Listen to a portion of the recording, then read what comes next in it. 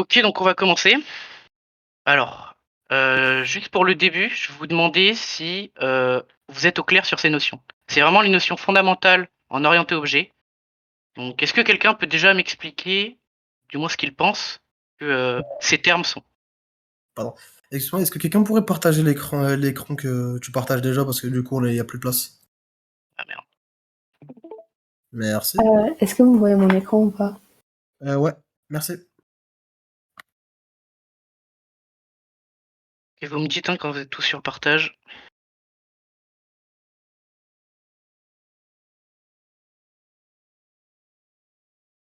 Ok, alors est-ce que quelqu'un peut me dire, peut me définir ces termes? C'est pas grave si vous vous trompez, c'est le but. Je répète, enfin non, je vais le dire une première fois. Posez toutes les questions qui vous passent par la tête. Là, c'est pas un cours où je fais les TD et si vous avez des questions, vous les posez. Là, faut vraiment, n'hésitez surtout pas, même si je passe 1 heure à expliquer ce que c'est le constructeur et que vous n'avez pas compris, bah demandez-moi quand même. Moi, je suis juste là pour vous faire gagner des points et pour que vous atomisez le DE. Donc, toutes les questions qui vous passent par la tête, posez-les. Même si D'accord. elles semblent débiles à vos yeux, posez toutes les questions. Alors, je peux essayer? Vas-y, pas de soucis. Ouais, vas-y. Alors, une méthode, c'est une fonction qui est liée à une classe. Bah, d'ailleurs, toutes les Ouais, fonctions sont liées à des classes en Java parce que c'est un orienté objet. ok. Une classe, c'est une structure qui peut contenir des méthodes, des variables. euh, Bah, elle peut contenir à peu près tout en fait. Elle contient à peu près tout parce que du coup c'est orienté objet, du coup tout doit être contenu dans une classe. En bref, c'est une structure. Un objet, alors là un objet c'est un peu plus chaud. Je dirais que serait une variable, peut-être. Vas-y, je te laisse finir. Après Ok. j'explique. Et une T'inquiète. instance, c'est quand, par exemple, quand une classe est initialisée, bah, ça crée une instance de cette classe. Et du coup, c'est ce qui nous permet de l'utiliser dans une fonction. Parce que si une classe n'est pas, si une fonction, plutôt une classe n'est pas instanciée, enfin, dans la majorité des cas, si une fonction n'est pas, si une classe n'est pas instanciée, on peut pas l'utiliser. Bah, c'est plutôt correct ce que tu as dit. Alors, ça dépend pour chaque terme, mais bon. Donc, je vais expliquer. Alors, en gros, une méthode, c'est une fonction. Sauf que quand on est en orienté objet, les fonctions, on les appelle des méthodes. Voilà, c'est tout. Il faut savoir que Java, c'est un langage uniquement orienté objet. C'est-à-dire que, comme l'a dit, je ne sais pas ton nom, désolé, tout est contenu dans des classes. Contrairement au Python ou à Node.js, enfin au JavaScript, vous pouvez faire du non orienté objet, puis de l'orienté objet.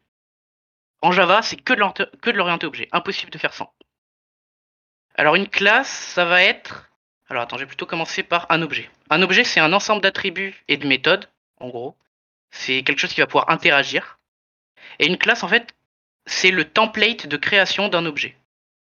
C'est-à-dire que ta classe, vous connaissez, c'est des attributs, ici, là. Ça, on va voir après, constructeur et les fonctions. Donc, une classe, c'est le template de création d'un objet. Et une classe, faut voir ça comme une structure plus plus, quoi. C'est un gros type, si vous voulez. Là, je vulgarise beaucoup, mais en gros, c'est ça. Et une instance, qu'est-ce que c'est? C'est la relation objet-classe. Par exemple, euh, là, j'ai créé une variable mon point, enfin, un objet mon point. Donc, mon point, c'est un objet, et mon point est une instance, et mon point est une instance de point. En gros, c'est une précision. Tu disais que c'était une précision. Ouais. En gros, donc là, j'ai un truc que j'appelle mon point qui est la classe c'est point. C'est une instance de point et j'aurais pu avoir par exemple voiture, je sais pas moi, ma voiture égale et le constructeur. Du coup, ma voiture, ça aurait été une instance de voiture. Mais mon point et ma voiture, ça reste deux objets. En gros, instance, c'est vraiment on fait la précision en liant la classe. C'est tout. Donc, j'ai parlé, donc ça c'est bon.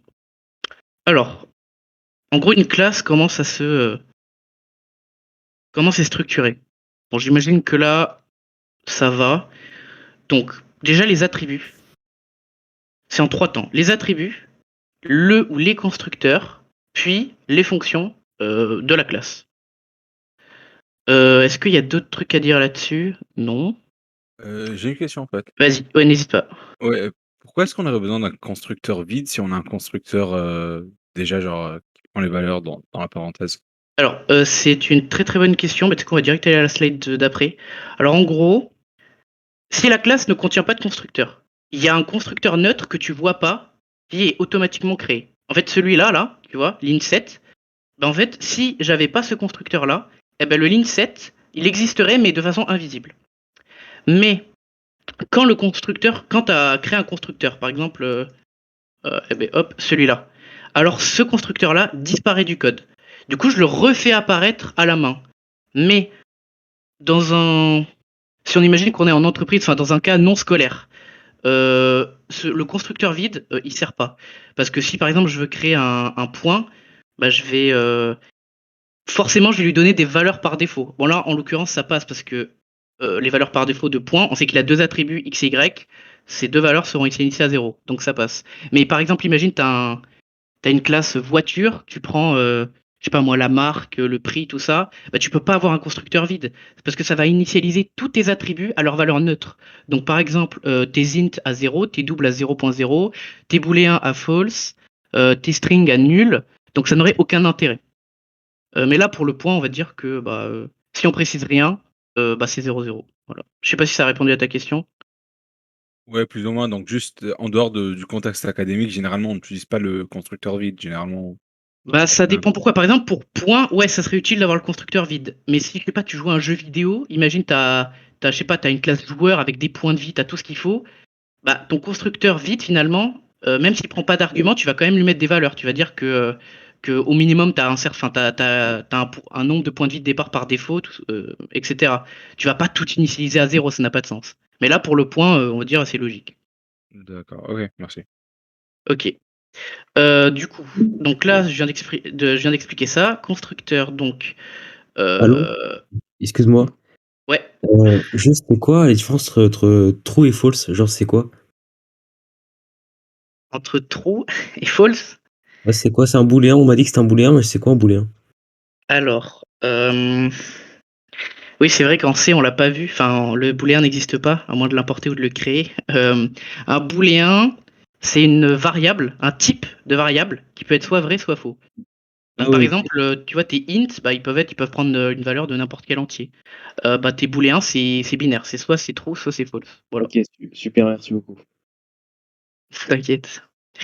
Vraiment désolé. Pas de souci, C'est mais ça. n'hésitez pas, bombardez-moi de questions.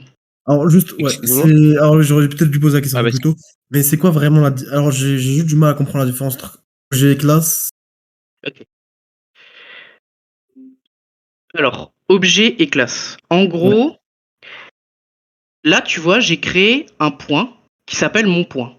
ouais, Ok. Mon point, c'est un objet. ok. Si je crée, je sais pas, je mets voiture, ma Batmobile égale new, et là je mets tous les paramètres de ma voiture. Mhm. Eh ben, ma voiture, c'est un objet. Si je crée un autre objet, je sais pas moi, qu'est-ce qu'on peut faire à part voiture, je sais pas, joueur. Eh ben, si Ouais, je fais joueur un pseudo, enfin ou n'importe quoi, joueur standard, eh ben, c'est un objet. Mais joueur, ça va être une instance de player. mhm. Ma Batmobile, ça va être une instance Ma de voiture. voiture, et mon point, une instance de point. En gros, une instance, c'est vraiment là. Tu précises, si tu veux, tu précises de quelle classe provient l'objet. En gros. Ok, d'accord, merci. Ça va, c'est clair? Relativement. Ok. Si t'as d'autres questions, n'hésite pas. Il y avait une autre question, non? Je crois qu'il y avait une autre question. Oui, Ouais, non? Ouais. tu marqué ambiguïté du 10. Ah ouais, ouais, j'y suis pas encore arrivé, mais on va le voir. Ok. Mais du coup, on va le voir tout de suite s'il n'y a pas d'autres questions. Alors, le ZIS, vous le voyez souvent, mais je crois qu'il y a des cas dans le cours ou même dans les TP où ils y sont pas. Du coup, vous devez vous demander, je pense, à quoi il sert vraiment. Alors en fait, le ZIS, on pense que c'est quelque chose qui est vraiment essentiel pour préciser une sorte de référence. Alors c'est partiellement vrai. Alors là, je suis un peu débile parce que j'ai pas marqué les. Attendez, je vais voir si je peux. Ouais, là, je suis un peu con. Alors là, imaginez que au-dessus de cette capture d'écran, vous avez les attributs int x, virgule, y. Voilà. Imaginez que là, juste au-dessus de ce constructeur, vous avez les attributs. En gros, this, c'est pour enlever l'ambiguïté dans les instructions du constructeur. Je m'explique. Là, je vais lui passer deux arguments. Mais si le nom de mes arguments, et le même que mes attributs, il va pas savoir. C'est-à-dire si j'ai un argument, si mes attributs c'est x, y, et que là je mets x égale x et y égale y, en fait il va rien comprendre. Du coup en mettant this, je précise bien que je fais référence aux attributs. Le this il renvoie vers l'objet courant, et l'objet courant qu'est-ce que c'est? Bah, c'est des méthodes qui lui sont propres et des attributs. Là en l'occurrence un point, bah, il a 2 coordonnées. Mais si ça serait une voiture, je sais pas, il y aurait un int de prix et une marque. Du coup, là voilà, vous avez exactement. Ça fait exactement pareil, mais juste il n'y a pas de this. Pourquoi? Parce que mes arguments n'ont pas le même nom. C'est-à-dire que quand je vais appeler mon constructeur, eh ben, int A et int B, ben là je sais pas, imagine je vais rentrer directement 3 et 4, eh ben, X, il sait directement qu'il fait appel aux attributs, vu que X c'est que l'attribut. Et A, du coup, il sait qu'il faut aller le chercher là. En fait, il faut vraiment que vous arriviez à voir que s'il n'y a pas le this et que vous avez les mêmes noms, vous avez cette ligne-là. Alors là, il y a les majuscules qui se mettent au début, mais normalement non, voilà. Et ça, en fait, le compilateur, mais il capte rien. Enfin, Mais du coup, ça veut dire que techniquement, genre, sur le truc de droite, en fait, il n'y a même pas besoin de mettre vis. Genre, il essaie déjà, c'est implicite. Là, exactement. Là, il n'y a pas besoin de mettre le truc de droite. Mais là, Ah, vu ok. que c'est le même nom d'argument que d'attribut, vous êtes Ouais. Ok. obligé. En Ok, gros, ok. si vous voulez, voilà, si vous voulez poser votre cerveau, vous dites ça. Si vous avez les mêmes noms d'attributs que de variables, que d'arguments, pardon, vous mettez this. Voilà. Donc, bah, il y a 2 équipes, hein. Après, on fait souvent ça parce que quand vous faites appel au constructeur, ça va directement vous préciser le nom des attributs. Et c'est quand même plus sympa. Parce que si par exemple, je sais pas, imaginez au lieu de XY, c'est prix et marque. Eh ben, si je mets A et B, je vois que A ça va être un string et B un int ou inversement, mais je vais plus me rappeler que ça fait référence à l'attribut marque ou à l'attribut prix. Que là, bah, j'aurai quand même le nom explicite qui sera juste marqué au-dessus du constructeur pendant que mon IDE, me marquera que c'est ça, quoi. Voilà. Est-ce que c'est clair ça? Ouais. Ouais, nickel, merci. Yes. Petite question. Vas-y. Est-ce que par exemple, si on rajoute le this, l'exemple de droite avec AB, est-ce que ça devient faux? Théoriquement. Non, alors c'est une bonne question, pas du tout, mais c'est juste Juste inutile. c'est ultra explicite, mais ouais tu peux. Ok, d'accord. Mais c'est Donc, vraiment voilà. Ouais. imaginons il y a une question où on doit par exemple dire s'il y a un problème dans le code. Si on a l'exemple de droite avec marqué 10x égale A, on peut dire qu'il n'y a pas d'erreur. Ouais, en fait du coup tu as 3 cas de figure, soit ça, ou soit this x égale a, this y égale a. Mais par contre ce cas-là de figure là, si vous le voyez en QCM demain, c'est faux. Ça c'est le seul cas où c'est faux. Donc Voilà, voilà. en gros le cas de gauche sans le this. Le cas de gauche sans le this, ouais, il y a que ces deux qui sont bons là. Ok, d'accord. Et aussi si tu rajoutes des this là bien évidemment. Oui, oui. Très bien. Super. Ok. Donc maintenant, on va parler du constructeur de copie. C'est tombé au QCM. C'est une notion. Honnêtement, c'est pas compliqué. Il faut juste comprendre. Et une fois que c'est compris, bah, ça va tout seul. Alors, en gros, là, j'ai repris. Alors, je précise. Les TP de Java, j'ai jamais vu de toute ma vie des exercices aussi éclatés. Genre, ça m'a fait désapprendre la programmation, cette merde. Mais par contre, je dois bien reconnaître que les slides du cours sont excellentes. Vraiment, les 4 CM. Ils sont vraiment. Alors, il y a quelques fautes, mais 95% c'est vraiment masterclass. D'ailleurs, là, je vous ai fait tout le cours, hein, on va y aller étape par étape. Je prends pas mal de slides du cours, mais je vais vous expliquer du coup. Juste donc du coup tu recommandes plutôt de revoir vraiment le cours plutôt que retravailler les TP, c'est ça? Ce que je te recommande, c'est que j'ai déjà fait le travail pour vous. C'est-à-dire que j'ai pris toutes les notions qui vont tomber. Enfin, du coup, c'est tous les slides. Mais en fait, j'ai mis des explications en plus. Donc, ce que je vais faire, c'est que je vais exporter chaque page en PDF et je vais vous l'envoyer dans un dossier ZIP. Et du coup, ça sera bien moins long que les 120 pages de slides. Et normalement, vous aurez toutes les infos qui comptent. Parce que je fais quand même des petites précisions, je montre je montre plus d'exemples que le cours. Donc voilà. Donc normalement, je vous envoie ça. Et si vous relisez ça avant, je pense que ça devrait le faire. Ok, merci.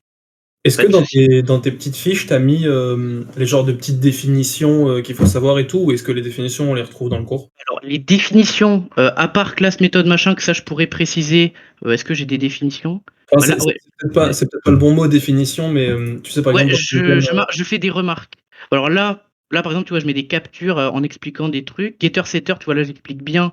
Là, j'explique un peu le cours, il est pas ultra clair, mais là, j'explique un peu mieux. Je montre des problèmes. Enfin, je montre, là, t'as un problème, comment avoir les solutions. En fait, c'est vraiment genre, j'ai remind le cours en version plus sympa, quoi.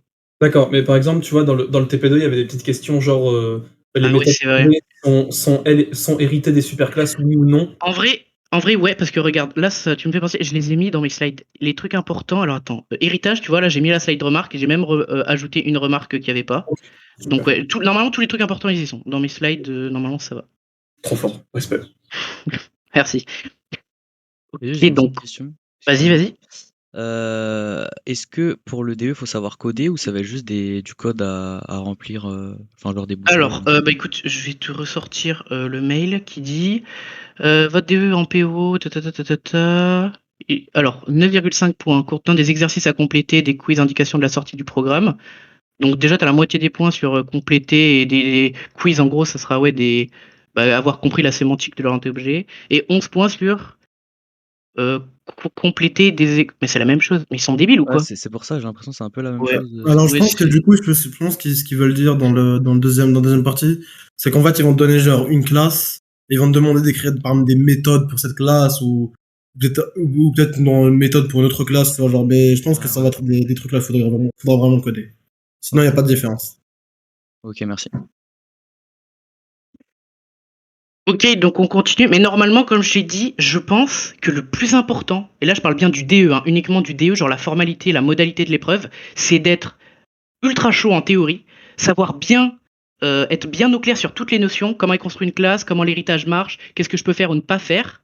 En fait, pendant le cours, on va même pas utiliser IntelliJ.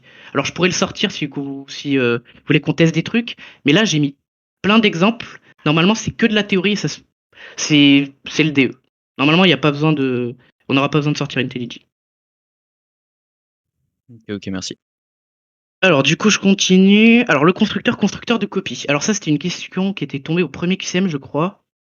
Où en fait, alors là j'ai pris la slide du cours, un constructeur de copie. Alors du coup c'était pas, enfin il parlait pas de constructeur de copie, mais en fait vous avez une classe point, donc bon là elle est pas donnée, mais on imagine que ça a deux attributs x y, hein, comme j'ai fait auparavant. Et là, donc là vous reconnaissez bien vous reconnaissez bien la ligne du constructeur. C'est vrai que je l'ai pas précisé ça, mais c'est comme ça qu'on instancie un objet.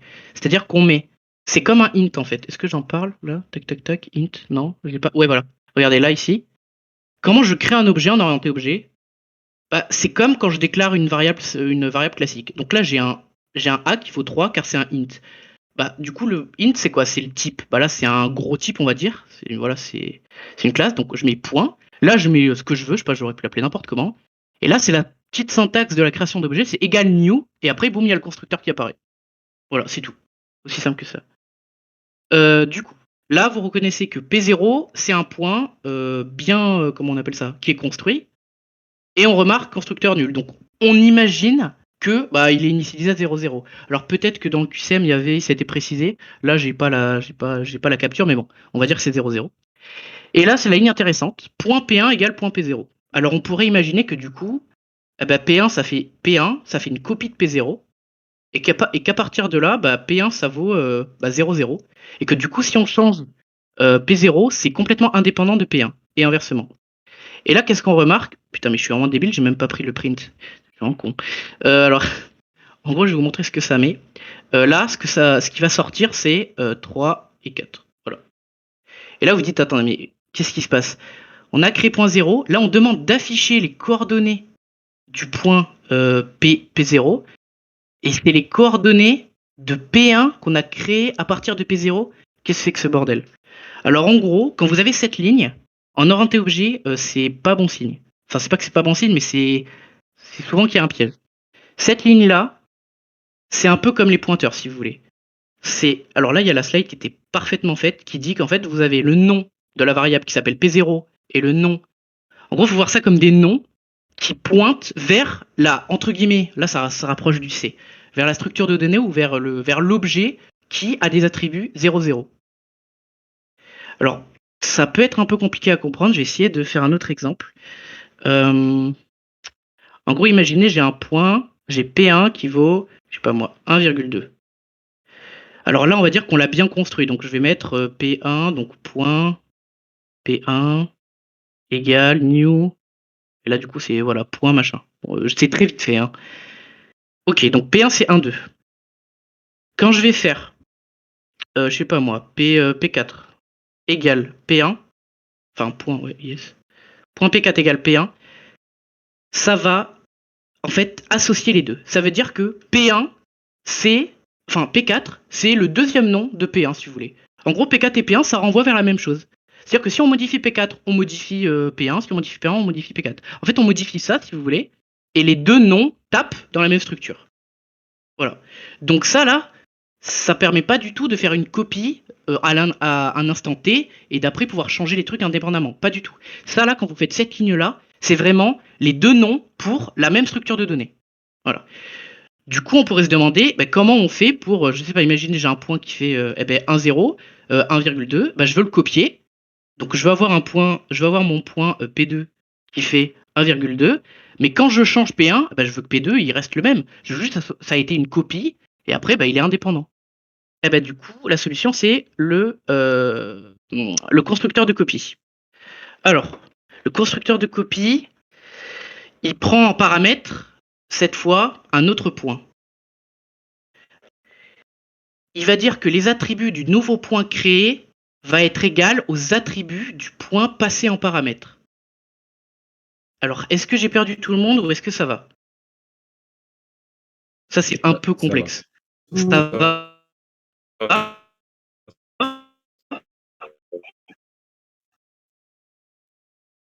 Ouais. Est-ce qu'il y en a qui restent personne? Ok, alors. Je cherche un autre moyen d'expliquer. En gros, alors, c'est un peu de la...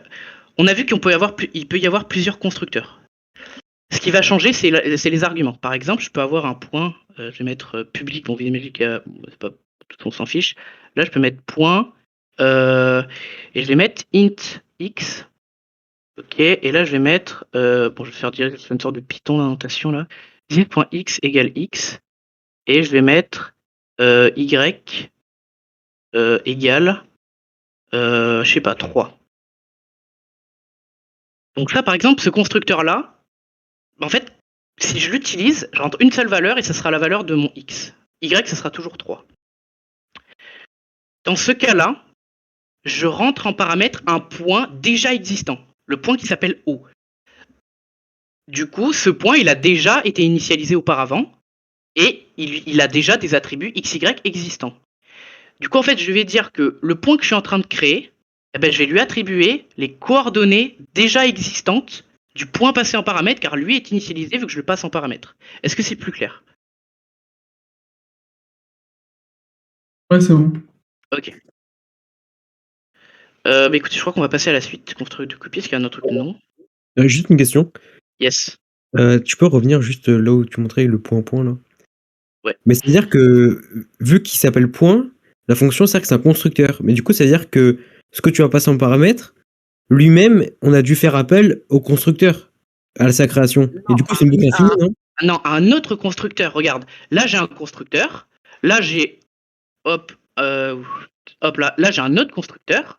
Là j'ai un, tu vois, c'est que des constructeurs différents. Ah oui. Ok, d'accord. Ouais, ok, j'ai capté. Okay, En gros, c'est la surcharge. Ça, on verra après, mais en gros, il y a plusieurs constructeurs ouais, possibles. ça dépend des arguments donnés, quoi. Exactement. Mais en effet, ça là, le point O, il aura forcément été créé avec un. Enfin, en tout cas, son X et son Y auront déjà été initialisés, donc il sera passé par un autre constructeur. Ok.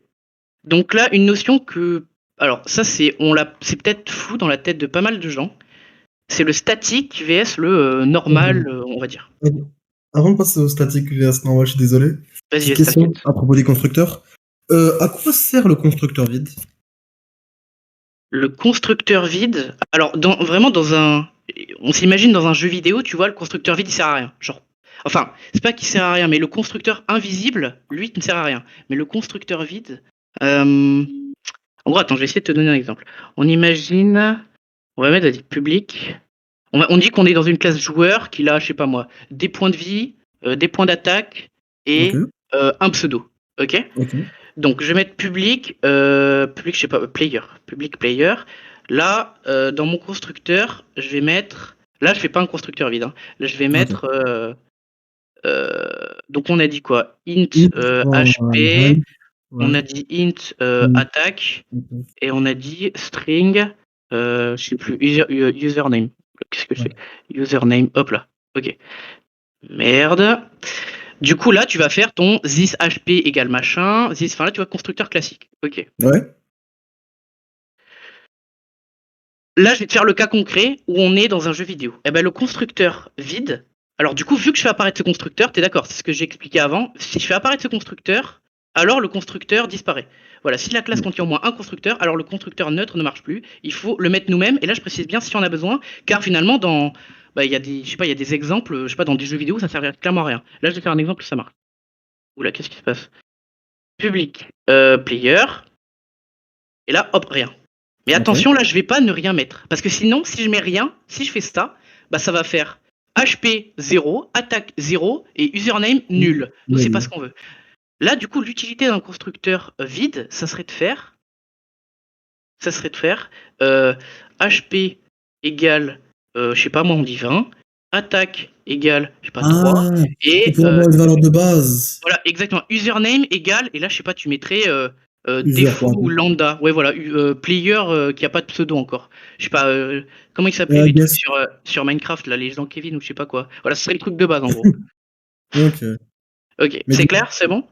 Mais du coup, ça veut dire que ça ne sert jamais à rien de créer un constructeur qui est réellement vide. Alors, il y a des cas où ça sert, ça dépend vraiment du contexte, mais disons qu'au moins alors, vu qu'on est, vu qu'on est dans le scolaire, forcément, tu vois, il y a des questions qui vont demander comment ça fonctionne, si on ajoute un constructeur, qu'est-ce qui disparaît ou pas. Du coup, il faut juste le savoir. Ok, Pour une dernière samedi, il question. faut le savoir. Qu'est-ce qu'il y a? Dans un constructeur vide, par exemple, du coup, pendant nous, on va dire qu'on avait plus dans Player, on a aussi genre une variable booléenne du genre online, tu vois. Ouais, voilà, totalement. Ok. Et Mais par du coup, défaut, est-ce ça que pourrait par être défaut, false, ouais. c'est Ouais, par pour défaut, c'est initialiser. faux, je trouve. Bah ça, c'est à toi de déterminer, mais je dirais que par défaut, ça dépend, ça dépend vraiment. Si tu crées tes trucs quand le joueur apparaît, bah du coup il faut online, mais en fait ça dépend vraiment du contexte. Mais Non, je veux de dire, non. façon sémantique, ça serait false. Ok, du coup, ça veut dire que si c'est un constructeur vide, vide, vraiment vide, ça veut dire que toutes les valeurs sont à zéro. Alors, Le c'est leur booléen valeur est neutre. Voilà, quand c'est comme ça, c'est les valeurs neutres. Donc int c'est 0, zéro. double c'est 0, 0, Zéro. bool c'est faux, Bool. string C'est nul. c'est nul. Et après, je String sais pas, leader, bah, c'est je crois que nul. tu sais ça, c'est bon. Vraiment, Ok. ça suffit. Ok, D'accord, merci beaucoup. y a pas de souci. Du coup, J'ai est-ce que juste une quelqu'un. question. Vas-y. Comment est-ce que tu fais appel à un constructeur copie? Genre, Alors, exactement comme un autre constructeur, c'est-à-dire que on va revenir. Attends, est-ce que j'ai un main qui traîne là? Voilà, là, ici. Là, imagine, tu rajoutes du code là, c'est hop, juste après. Du coup, là, j'ai mon point égal de 3. Ok, bah tu sais quoi, je vais créer ton point. Je vais faire point. Ton point. Donc, ton point, c'est le nom de la variable, en gros. Égal, new. Et là, du coup, IntelliJ, quand tu commences à mettre ça, il va te mettre. Ah, bah attends, t'as un constructeur comme ça, t'as un constructeur vide, et bon, là je l'ai pas marqué, mais t'as le constructeur de copie qu'on a marqué la slide d'en dessous. Et ben là, du coup, je vais. Attends, hop. Yes, non, oui, hop. Là, du coup, c'est vraiment sémantique. Regarde, hop, non. Qu'est-ce qu'il demandait? Constructeur de copie, qu'est-ce qu'il demande? Il demande un type point qui va après lui après tu vois l'argument on l'appelle O mais c'est point. Ah bah du coup on met on met un point. On met mon point. Hop. Et du coup si tu mets mon point, là ça va créer ton point qui va avoir 2 3 mais qui est complètement indépendant que point. C'est tout ce dont j'ai parlé avec le constructeur de copie, ça permet que ton point et mon point sont totalement dissociés. C'est pas le truc des pointeurs comme j'expliquais tout à l'heure. Là c'est dissocié. Si vous voulez copier un objet, c'est constructeur de copie. Jamais la ligne que j'ai expliquée, celle-là. Celle-là, je vous ai dit, c'est juste deux noms pour la même structure. Donc ça, surtout pas. C'est bon, celui qui posait la question? Ouais. Ouais, c'est bon, merci. Ok. Du coup, là, tu mets, là, tu mets le nom de ta variable. Si ton point il s'appelle O, tu mets O. Alors, constructeur, donc statique vs normal. Alors, ça peut un peu embrouiller. Vous avez sans doute dû voir le mot statique à des endroits. Alors, le mot statique, il peut être à. Alors, je vais résumer, mais normalement, il y a tout. Il peut être à 3 endroits différents. Il peut être ici, au niveau de la classe, une classe statique. Il peut être dans les fonctions. Ici, là, vous voyez, j'ai une fonction statique. Et il peut être sur les variables. Pardon, je baille parce que je suis très fatigué. Donc, il peut être de trois façons différentes, on va dire. Alors, qu'est-ce que ça veut dire statique? Statique, en gros, si vous voulez, même si j'ai dit que Java, c'était que de l'orienté objet, statique, c'est le mot qui va permettre de pas faire de l'orienté objet. Alors, c'est bizarre dit comme ça, c'est pas très juste, c'est très vulgarisé, mais en gros, je pense que le meilleur exemple pour commencer, c'est de parler de la variable. En gros, là, j'ai une classe véhicule. Donc, regardez, ma classe véhicule, alors, oubliez cette case-là, enfin... regardez pas ça pour l'instant. Qu'est-ce qui se passe? Donc j'ai un seul constructeur. Non, je dis n'importe quoi, j'en ai deux. Ah bah là, vous voyez, j'ai mis un constructeur par défaut. Et imaginez, on est dans un jeu de voiture. Si le mec il clique sur voiture par défaut, bah, il va pas se retrouver avec une marque nulle, un prix nul, machin. Eh ben, j'ai quand même initialisé une sorte de voiture par défaut, donc un truc plutôt classique, Peugeot. Prix, j'ai mis 10 000 € et VMAX 180. Bon, je m'y connais pas trop en bagnole, mais on va dire que c'est ça. Ok, donc si je crée une voiture, donc là j'ai créé une voiture que j'ai appelée Batmobile. Alors, même si c'est une Batmobile, bon, la marque c'est Lambo, c'est pas logique, mais c'est pas grave. Donc, ma Batmobile, c'est une Lambo qui coûte 200 000, qui va à 280 km/h. Pardon. Si je fais mon objet.meperf, pourquoi j'ai fait meperf? Car meperf, c'est une fonction classique. On se rappelle, une classe, c'est quoi? C'est des attributs, des constructeurs, des fonctions. Bah là, la fonction, voilà, c'est meperf. Donc, c'est-à-dire que c'est de l'orienté objet, c'est-à-dire que quand je mets une instance, là, eh ben, je fais point et j'ai accès à ses attributs et ses fonctions. Excuse-moi. Ouais. Quand tu mets new véhicule, c'est-à-dire que tu crées un deuxième constructeur que tu appelles véhicule? Alors non, là il y a un seul. En fait, new, si tu veux, quand tu vois le new, c'est là que tu fais appel au constructeur. Genre ce qui suit new, c'est le constructeur. Là, tu dis juste. En gros, c'est comme si tu avais int 3 égale, et là tu mets new integer, et là tu mettrais, tu vois, 3. Dans ce cas-là, c'est quoi public véhicule? C'est genre une classe. Alors, ça là, Ouais. ouais, c'est une bonne question. En vrai, les fonctions, c'est le scope. Alors, quand je dis le scope, c'est l'accessibilité, c'est private, public, on va voir ça après. Puis le type. Ouais, void, c'est le type, c'est-à-dire ça retourne rien. Puis le nom de ta fonction. Oui, et si oui ou non, il y a des arguments. Ça, c'est une fonction. Quand il n'y a pas de type, eh ben, ça veut dire que c'est le type en lui-même, c'est-à-dire que c'est la classe. Donc, en fait, quand tu mets pas de type, eh ben, c'est comme ça que tu fais un constructeur. Donc, c'est public, donc c'est ton scope, ton accessibilité, puis le nom de ta classe, toujours. C'est ça un constructeur. Voilà.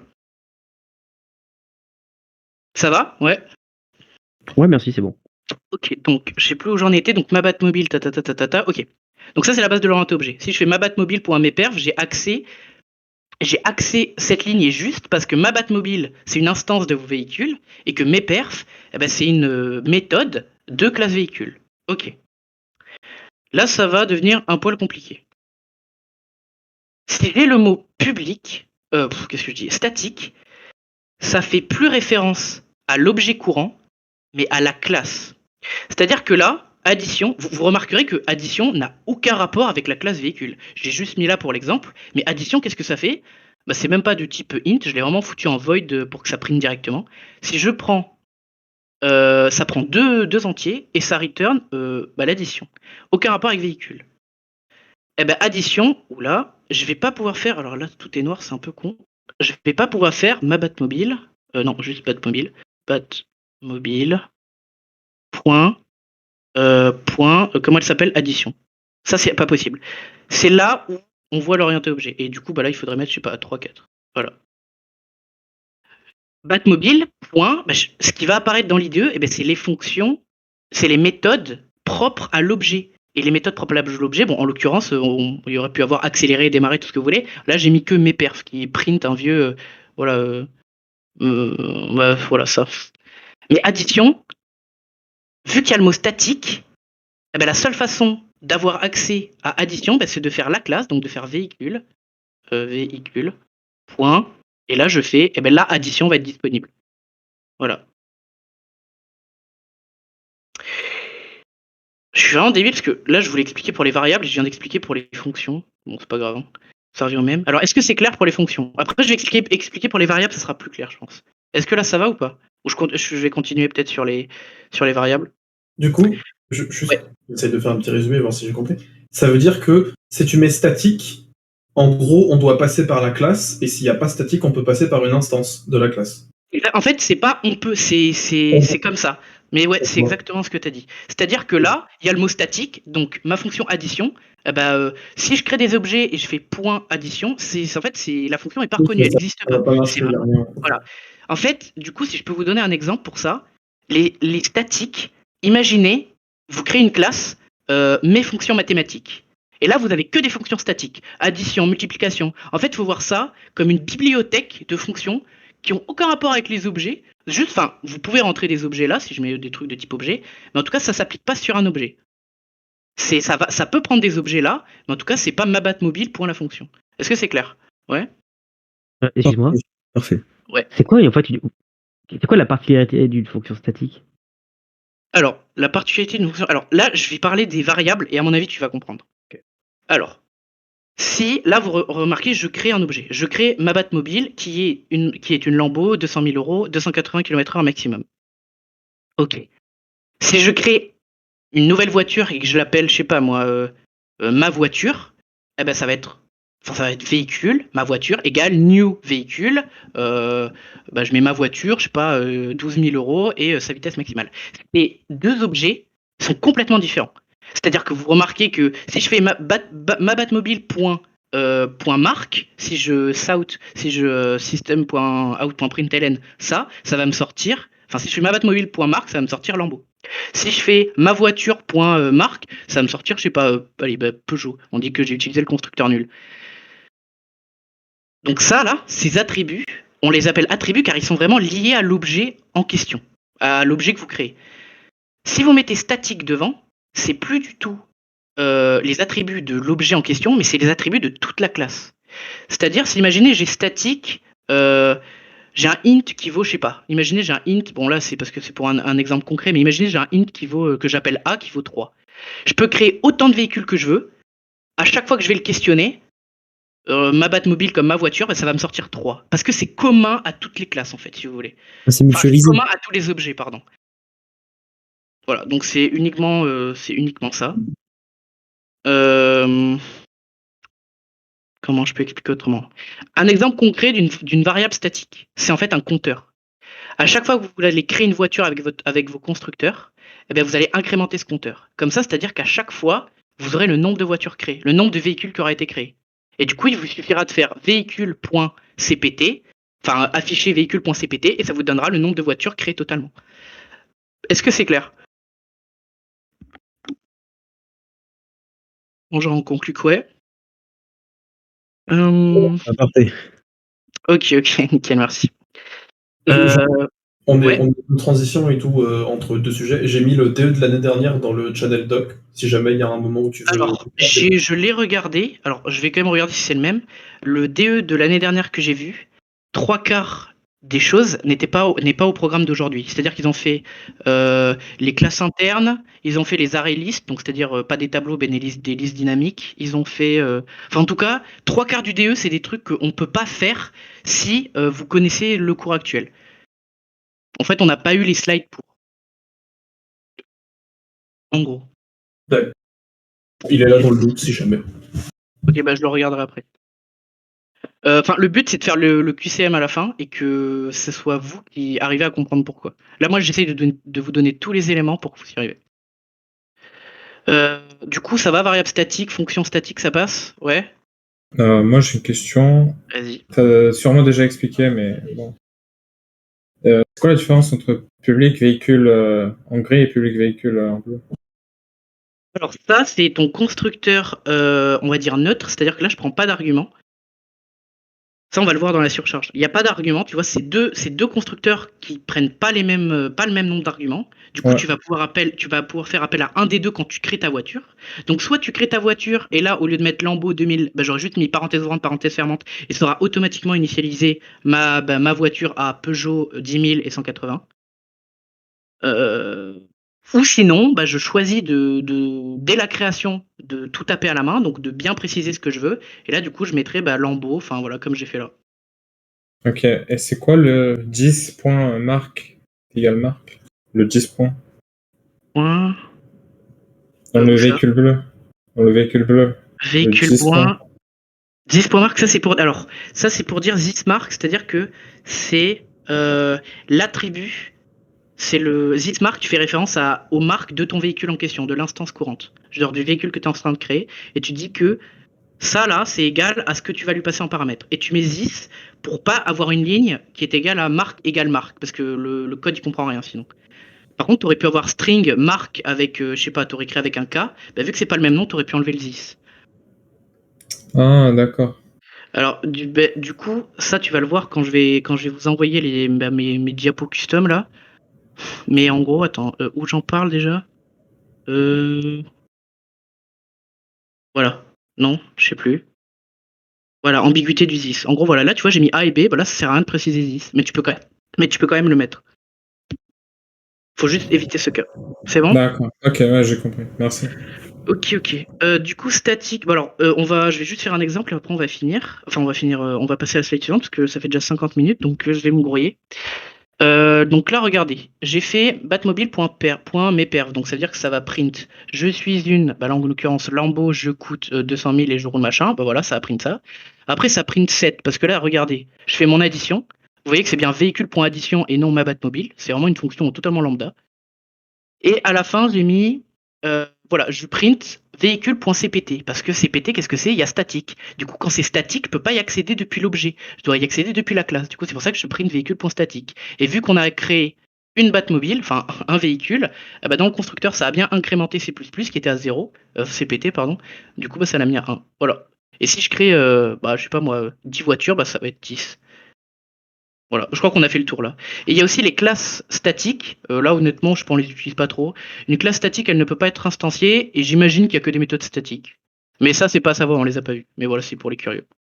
Ok, est-ce que c'est bon pour cette partie? Est-ce qu'on peut passer au getter setter? Alors là, ça va être plutôt rapide. Getter setter et surcharge, ça va être rapide. Juste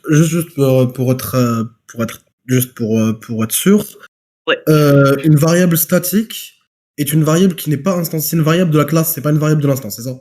Exactement. C'est-à-dire que ça va être commun à tous tes objets. Si tu crées, je sais pas, ma voiture 1, moi je fais ma voiture 2, il y a 40 personnes qui font ma voiture 1, 2, 3, 4, machin. Et du coup, Eh c'est pété ben, ça à 40 pour tout le monde. Voilà, c'est ça. Ou imagine, tu peux ne pas l'incrémenter. Tu peux mettre statique véhicule, je sais pas moi, comment on pourrait. Statique string. J'ai pas de bon exemple, mais tu pourrais mettre véhicule 9, tu vois. Et du coup, voilà, à chaque fois que tu interrogerais, enfin non, ça aurait pas de sens, mais en gros, ça varie. Enfin, c'est en Si tu fonction veux de la par classe. exemple que toutes les voitures soient jaunes, tu peux mettre statique couleur égale jaune. Alors non, parce que là, ça Non. veut dire que, enfin, ouais, mais c'est un peu bizarre, mais on pourrait, ouais. Alors, mais le du coup, mieux, ça attends, serait d'initialiser le jaune dans le constructeur par défaut. alors un meilleur exemple serait peut-être pas genre static gravity is equals 9,81. Nickel, parce que du coup, dans tes fonctions, eh ben, tu pourras utiliser le gravity de la classe. Ouais, c'est ça, exactement. D'accord, merci. C'est tout à fait ça, ouais.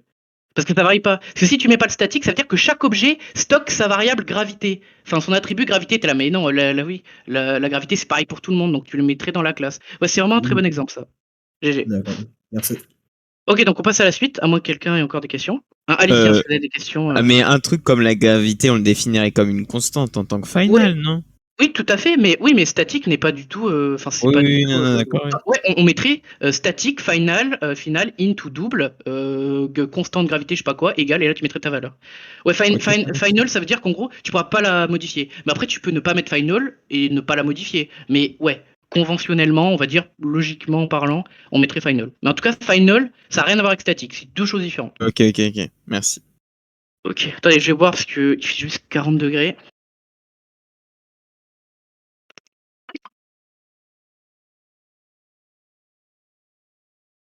By the way, les gens, j'ai une pétition pour éteindre le soleil. Je sais pas qui veut la signer. Moi, je suis chaud, moi. Une pétition pourquoi? Pour éteindre le soleil. Ouais, Et là, au prochain, non? Bon, c'est bon, les gars, là, ça va plutôt pas mal pour l'instant, là, j'explique bien. Dites-moi si je dois expliquer des trucs. Ouais, ça va. Moi, je connaissais rien au Java et là, tu me carries, merci beaucoup. Ok, parce que c'est mon premier cours, donc vous savez, un peu paniqué et j'essaye d'expliquer au mieux. Hein. Moi, mon but, c'est juste que tout le monde écrase le DE samedi. Et n'hésitez pas. System.out. Alors, la version compliquée, c'est qu'en gros, système, c'est un objet. Et du coup, tu vois, ma Batmobile, tu pouvais faire. Attends, hop. Ma Batmobile, tu pouvais faire ma Batmobile.meperf. Bah, en gros, système, c'est ton objet. Du coup, et là, qui va interagir avec la console et l'environnement autour pour, je sais pas, read des fichiers, tout ça. Donc, tu vas faire system.out. Là, tu vas accéder à. Alors, out, je sais pas si c'est un objet, il faudra vérifier. Et de out, bah, tu as des méthodes pour le println. Mais sinon, juste systemout.println, c'est juste le print dans le terminal. C'est tout. Non, non, non.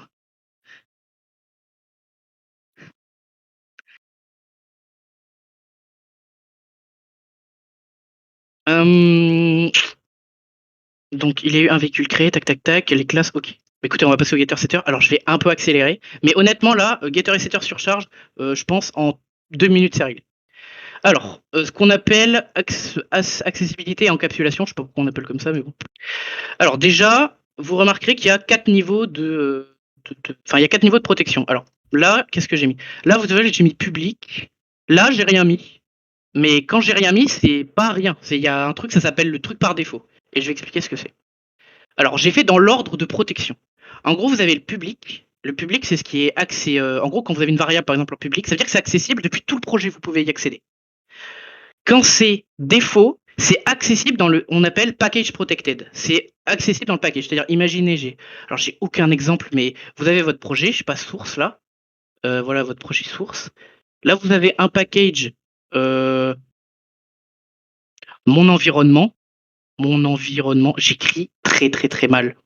Mon environnement, vous avez un autre package, je sais pas moi, mes joueurs, voilà, on va dire ça. Dans joueur, du coup, vous avez plusieurs classes. Hein. Là, il y a des classes de partout. Là, dans environnement, il y a des classes de partout. Si vous mettez pas de statique, si vous mettez, qu'est-ce que je dis? Si vous mettez pas de public, pardon, ça sera le truc par défaut. C'est-à-dire que si vous mettez pas de public, bah, ça sera accessible que là-dedans. Si vous mettez public, c'est accessible dans toutes les sources. Hop là, voilà. En gros, c'est ça. Protected, c'est accessible depuis la classe en question et les classes filles. On va voir ça dans l'héritage pas longtemps après.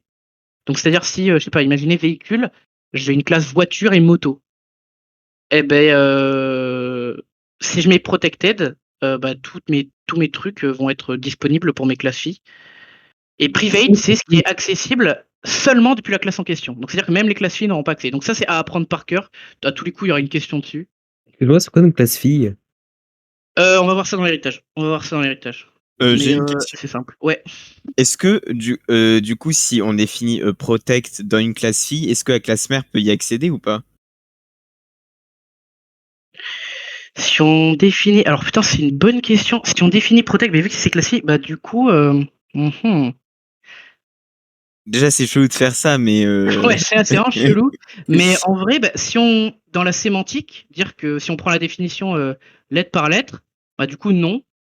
Mais en fait, quand tu fais l'héritage dans Java, il y a quand même des trucs particuliers parce que tu peux avoir des trucs privés et quand même avoir ta classe fille.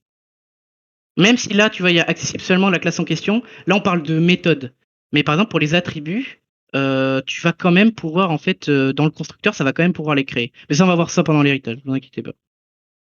Ok. Du coup, ça, c'est à prendre par cœur. Du coup, public, c'est tout votre projet. Défaut, quand vous mettez rien, c'est package protected.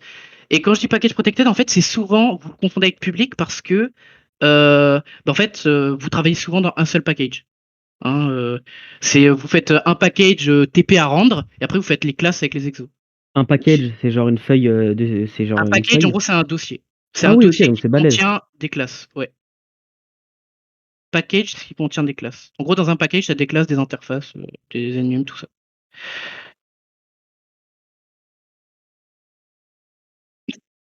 Ouais. Alors, en vrai, c'est une bonne question. Alors, je vais te faire ça. En gros, on imagine, t'as tes sources. Sources, hein, j'écris mal. Là, t'as un package, je sais pas, on va reprendre pareil, hein, environnement. Hop. Et là, je n'arrive pas à dessiner, j'aurais aimé faire un petit dossier. Et là, tu as un package, je sais pas moi, joueur, vas-y. Là, dans environnement, tu as un package mer, tu as un package terre, et tu as un package air. Et là, dans mer, tu as la classe les poissons, machin. Enfin voilà, en gros, là, tu as plein de classes. Les Pokémon. Et voilà. Si, alors du coup, ta question c'était quoi? Faudrait le mettre où? T'aimerais aller dans quelle classe?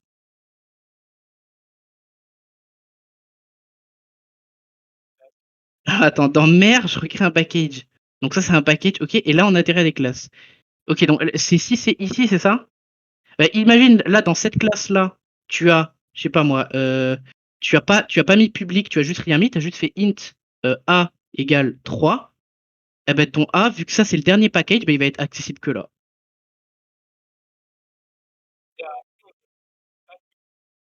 Non, non, non, non, non. Non, non, c'est différent. Là, faut vraiment marquer la distinction. Regarde, c'est là. Hop, là, t'as tout. Bah, l'erreur la plus commune, c'est oui, de confondre les deux. Mais non, c'est pas pareil. En fait, ça, vous verrez, enfin, on voit la différence vraiment quand on fait des gros projets. C'est les TP qu'on fait en classe, on peut pas voir, à moins qu'on fait une architecture, on se force à faire une architecture. Mais par contre, si, imaginez, euh, là, par exemple, ici, je mets int, je sais pas moi, b égale 3 aussi. Bah, int b, alors ça, ah oui, mais Terre, c'est un package, je suis débile. Mais imaginez que en plus là d'avoir des packages, on a aussi une classe. Voilà, ça devient le bordel. Mais imaginez là dans cette classe, vous avez un int, je sais pas, b, et ben il va être accessible partout. Tout là. Hop. Enfin, il va être accessible dans tout package environnement, mais il va pas pouvoir remonter au package joueur. En gros. Bon là, ça devient là, je dessine vraiment n'importe comment, donc on va passer à la suite. Du coup, on va voir les getters et les setters. Ouais, qu'est-ce qu'il y a?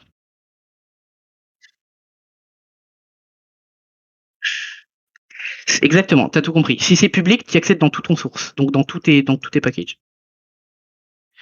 Ok, maintenant les getters et setters. Alors, en gros, on va faire très très vite. C'est vraiment genre si c'est, on va dire public ou défaut. Enfin, en gros, si vous pouvez faire, on va prendre ma Batmobile, Batmobile point prix. Voilà, ça veut dire que c'est ça. Si vous pouvez accéder à l'attribut en faisant juste point attribut, objet point attribut, ça veut dire que vous y avez accès. Si par contre c'est private et que du coup dans le main vous essayez, ça sera impossible. Du coup, qu'est-ce qu'on fait? On fait des setters et des getters. Getter et setter, qu'est-ce que c'est? Ça ressemble à ça. Là, j'ai fait getter et setter de marque. Là, j'ai fait, getter et setter de prix. Est-ce que c'est bon pour vous les getter ou setter ou je dois en parler? Dites-moi. Hein. J'avoue, je sais pas trop ce que c'est. Ok. En gros, si je veux modifier le prix de ma voiture, donc je fais ma Batmobile.prix égale 3. Ça marche. Si par contre le prix il est en private, comme là, ça va dire erreur, pas possible. Du coup, on crée des méthodes qui sont forcément en public et on va faire ma Batmobile. En fait, on va passer par des fonctions qui permettront d'accéder à ces attributs. On va faire ma Batmobile, point. Là, je vais mettre get prix et boum, ça va. Du coup, c'est une fonction, je mets des accolades. Et là, ça va me retourne le prix. Alors, du coup, il faut que ça soit dans un println, hein, Sout. Sout, ça veut dire system out println. Mais pourquoi on fait ça? Parce que là, c'est en public. Alors, quand c'est en public, tu fais ça. Si t'es en privé, tu fais getter et setter. Honnêtement, pour le cas du get DE. mark et le get et cette marque, là, du coup, c'est public void et public string. Enfin. Ah non, ok, tu parles de là. c'est uniquement pour déclarer. Ouais, c'est ça. Là, Ok. en vrai, tu poses le cerveau, tu dis si les attributs ils sont pas en privé, enfin tu regardes avec le contexte, s'ils sont pas en privé, tu y accèdes comme ça. Genre vraiment, tu fais ton objet pour tes attributs. Par contre, si tu as private, alors tu dois en fait faire des fonctions qui permettent de modifier et de retourner les valeurs en question. Et du coup, ces fonctions, on les appelle les getters et les setters, mais getMark, j'aurais pu l'appeler tralala ma fonction. Hein. Du coup, vous avez les getters qui, eux, getter en anglais, get c'est obtenir, donc c'est de type string. Enfin, là c'est de type string car mark c'est comment ça s'appelle, c'est un string. Donc, en gros, ça va retourner le type en question. Et là, ça va retourner. En fait, là, je mets mark, mais en gros, c'est this.mark. Là, j'ai pas mis mark, mais j'aurais pu mettre this.mark. Là, par exemple, je l'ai mis. Et cette marque, du coup, c'est un setter. Là, on veut rien obtenir. Du coup, le retour, c'est un void parce qu'on a besoin que ça nous retourne, on veut modifier.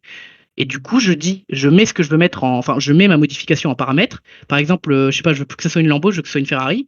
Et ben là, ça va faire this marque égale Ferrari. Voilà. Setter, ça permet de modifier un objet sans passer par sa classe?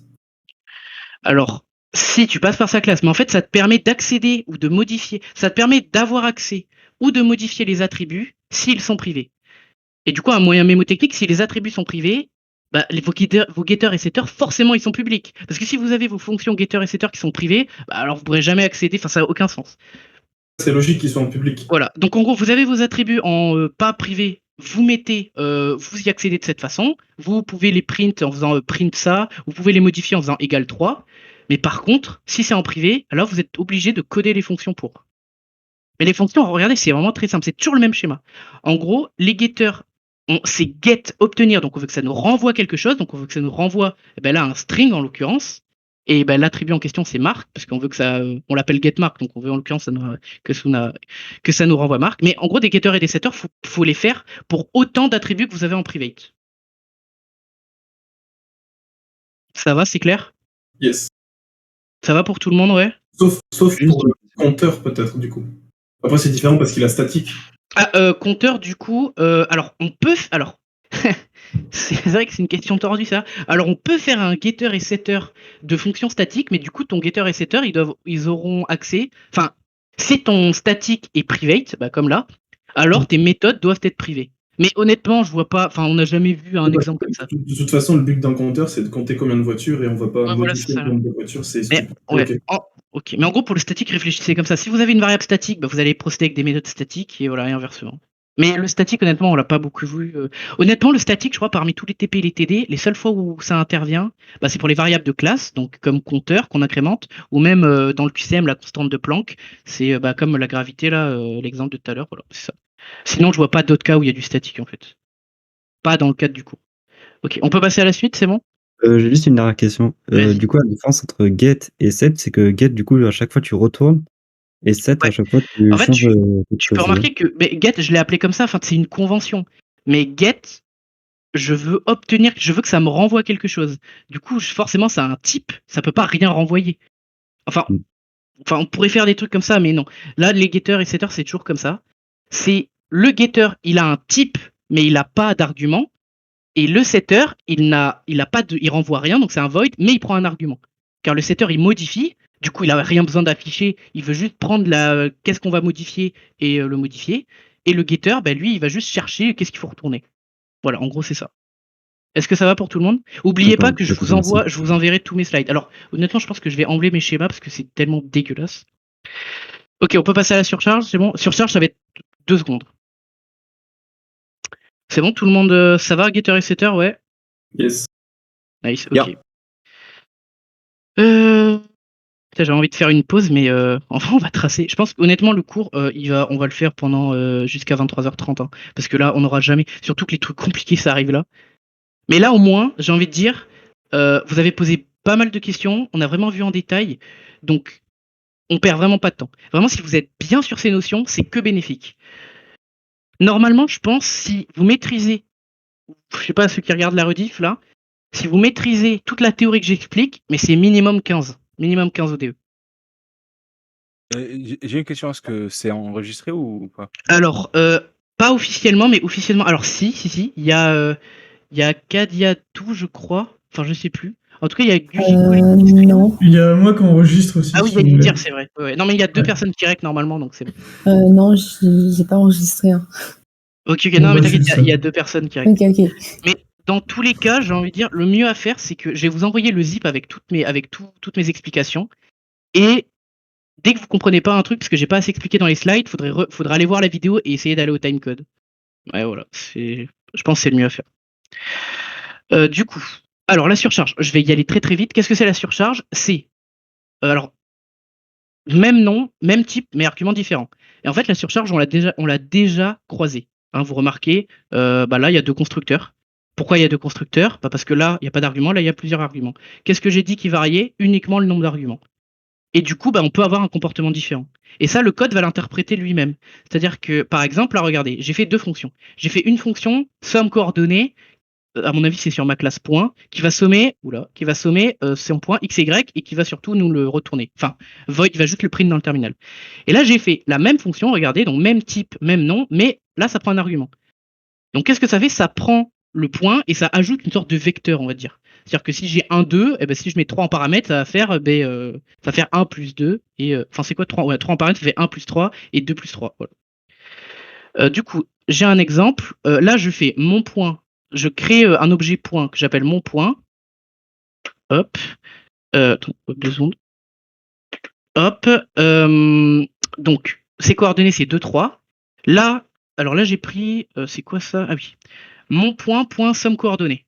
Donc là, j'ai rien mis. Il comprend direct que c'est celui-là qui fait à cette fonction qui fait appel. Donc là, on remarque que ça va nous print xy. En effet, 2 plus 3, ça fait 5. Pardon. Donc ça, c'est le premier print. Yes, c'était la gomme. Le deuxième, je vais print x et print y. Donc là, je print 2 et 3. Donc en fait, je fais que répéter ça. Et là, qu'est-ce que je fais? Je fais mon point.somme et je mets 1. Donc là, j'ai mis un argument. Donc ça prend cette fonction-là. Et du coup, qu'est-ce qui se passe? Ça va juste ajouter à x et y 1.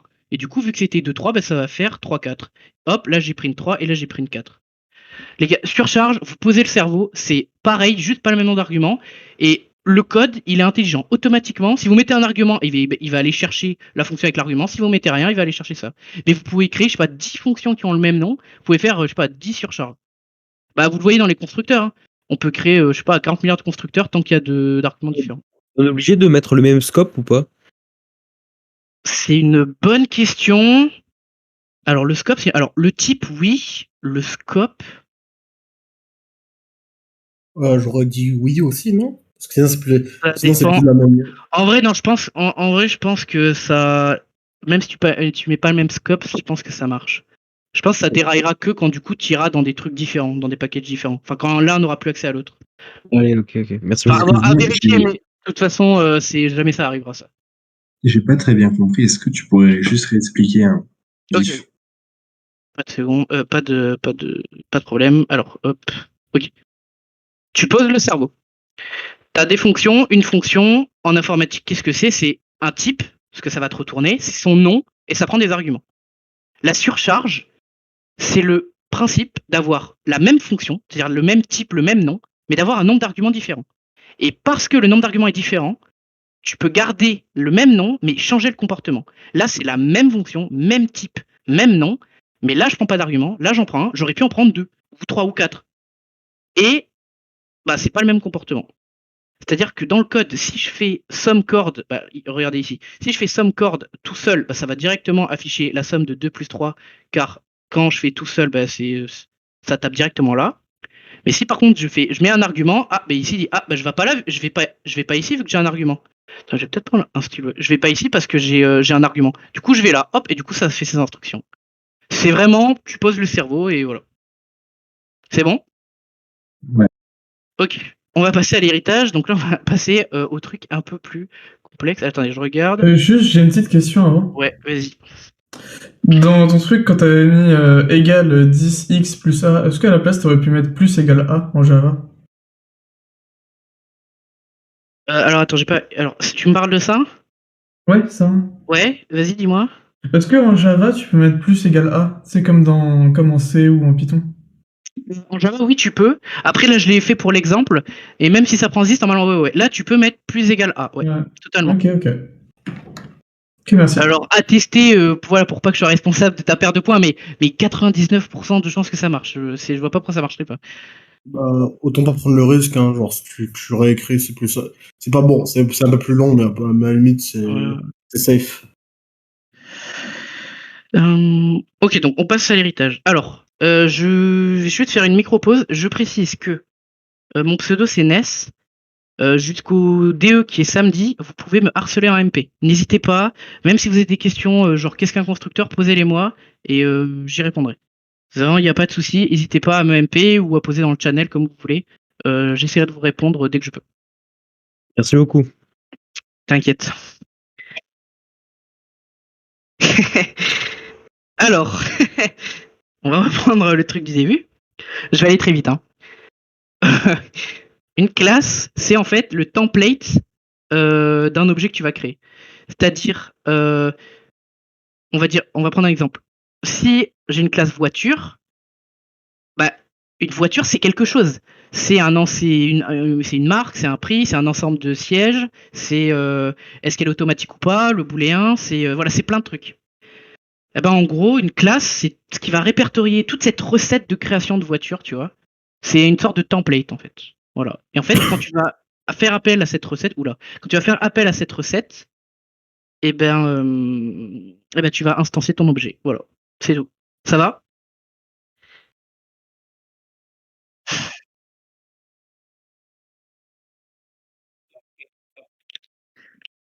C'est quoi la classe dans public class? Alors, où ça? Là, ici, bah là, par exemple, c'est assez explicite. Putain, attendez, j'ai ma souris qui fait de la grosse merde là, parce qu'en fait, j'utilise une tablette graphique en même temps, du coup, les deux se superposent, c'est. Attendez, hop. Ok. Une classe, ça se définit comme ça. C'est en gros, tu mets public classe, et là, tu mets le nom de ta classe. Voilà, c'est tout. C'est bon? Ok. Vas-y, je vais essayer d'avancer un peu plus vite, ok? Au pire, les gars, je suis en train de me dire, on va peut-être finir à l'heure, mais demain, je refais un cours. Si vous voulez, je refais un cours d'1 heure où on finit. Je vais faire un stropole après pour voir si ça vous intéresse, mais moi, ça me dérange pas de le faire, honnêtement. Donc, Est-ce qu'il serait possible, alors, je sais que alors, là, c'est une pure proposition, je sais que c'est assez déraisonnable. Est-ce qu'il serait possible plutôt, à la place de le faire le soir, de le faire pendant la. Alors, je sais pas si tout le monde a ce trou, mais entre 9h et 10h30, on a un trou d'1h30. Demain? Demain, je sais pas si c'est la même chose pour tout le monde. D'accord, nous on a cours. Ouais, moi Ah, aussi, non, je suis non, court. non. Après, si on est très chaud, on peut le faire samedi matin avant le DE, mais bon, bof, j'imagine au niveau du stress pour certains. Ouais, non, faire un cours le matin dans les écoles, c'est pas. Les gars, moi, ouais, demain, je finis à Histoire des sciences, cette matière de yes. On va rien dire parce que c'est enregistré. Je finis à 16h. Donc, à 16h, je peux. Si des gens finissent plus tard, bah. Est-ce que des gens finissent à 19h? Oui. Il y en a qui finissent à 18h20. Il y a le 2 17h20 à 18h20. Au pire, dès que la dernière classe finit cours et est rentrée chez elle, donc on va dire 19h30. Bah, vas-y, Normalement, on est en visio. vas-y, Les cours en visio, donc bon. 19h ou. Ah, mais ouais, merde, c'est en visio. Ah ouais, mais c'est direct, je suis bête. Il me semble que les horaires ils sont inversés, donc ceux qui ont eu commencé, enfin je veux dire, ceux qui ont eu cours potentiellement tard aujourd'hui auront pas cours demain et inversement. Le jeudi et le vendredi sont inversés comme le lundi et le mardi sont inversés, je crois. Le mardi et le mercredi, pardon. Enfin bref. Il me semble que moi par exemple aujourd'hui j'ai eu mon TD de thermo et mon oral d'automate et il y a des gens qui ont ça demain normalement. C'est la journée visio, donc c'est-à-dire que c'est tous les CM.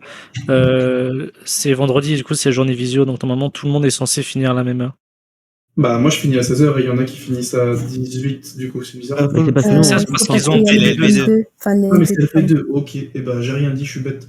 Ah non, c'est pas juste le LV2, par exemple, moi je finis mes cours à 17h demain. Pas 16h. Ah, mais de toute façon, les LV2, ils finissent à 18h20. Voilà. Dans tous les cas, il faudra faire le soir, du coup. Ok, Tu ok. peux faire à 18h30 aussi. Bah, après, je fais un stropole et on voit ça. Mais je ferai en sorte que tout le monde ait fini les cours pour qu'on puisse faire la fin du cours. Sinon, on dort pas ce soir. Hein. Ouais, sinon on dort pas ce soir, moi c'est chaud. Petit problème personnel, j'étais en retard pour le projet Automate parce qu'on s'y est mis la veille. Ça fait depuis vendredi soir que je me couche à 6-7 heures du matin. Donc là, après ce cours, moi je veux juste dormir. Je vais essayer de voir si je peux aller jusqu'à 23h30, mais max. Après, je suis vraiment KO là. T'as commencé le projet Automate la veille? Ouais, et d'ailleurs, on est dans le même groupe, je crois. Ah mince. Ça lâche les dossiers là en public, ça tire à balles réelles. Ouais, on va continuer. Du coup, écoutez, je pense que je vais déborder un peu sur l'horaire du cours et demain, on finit avec 1 heure et je fais en sorte que tout le monde puisse regarder demain. Ok? Alors, héritage. Putain, héritage. Alors, attendez, je regarde juste qu'est-ce que j'ai fait dans ce truc. Solution. Ok.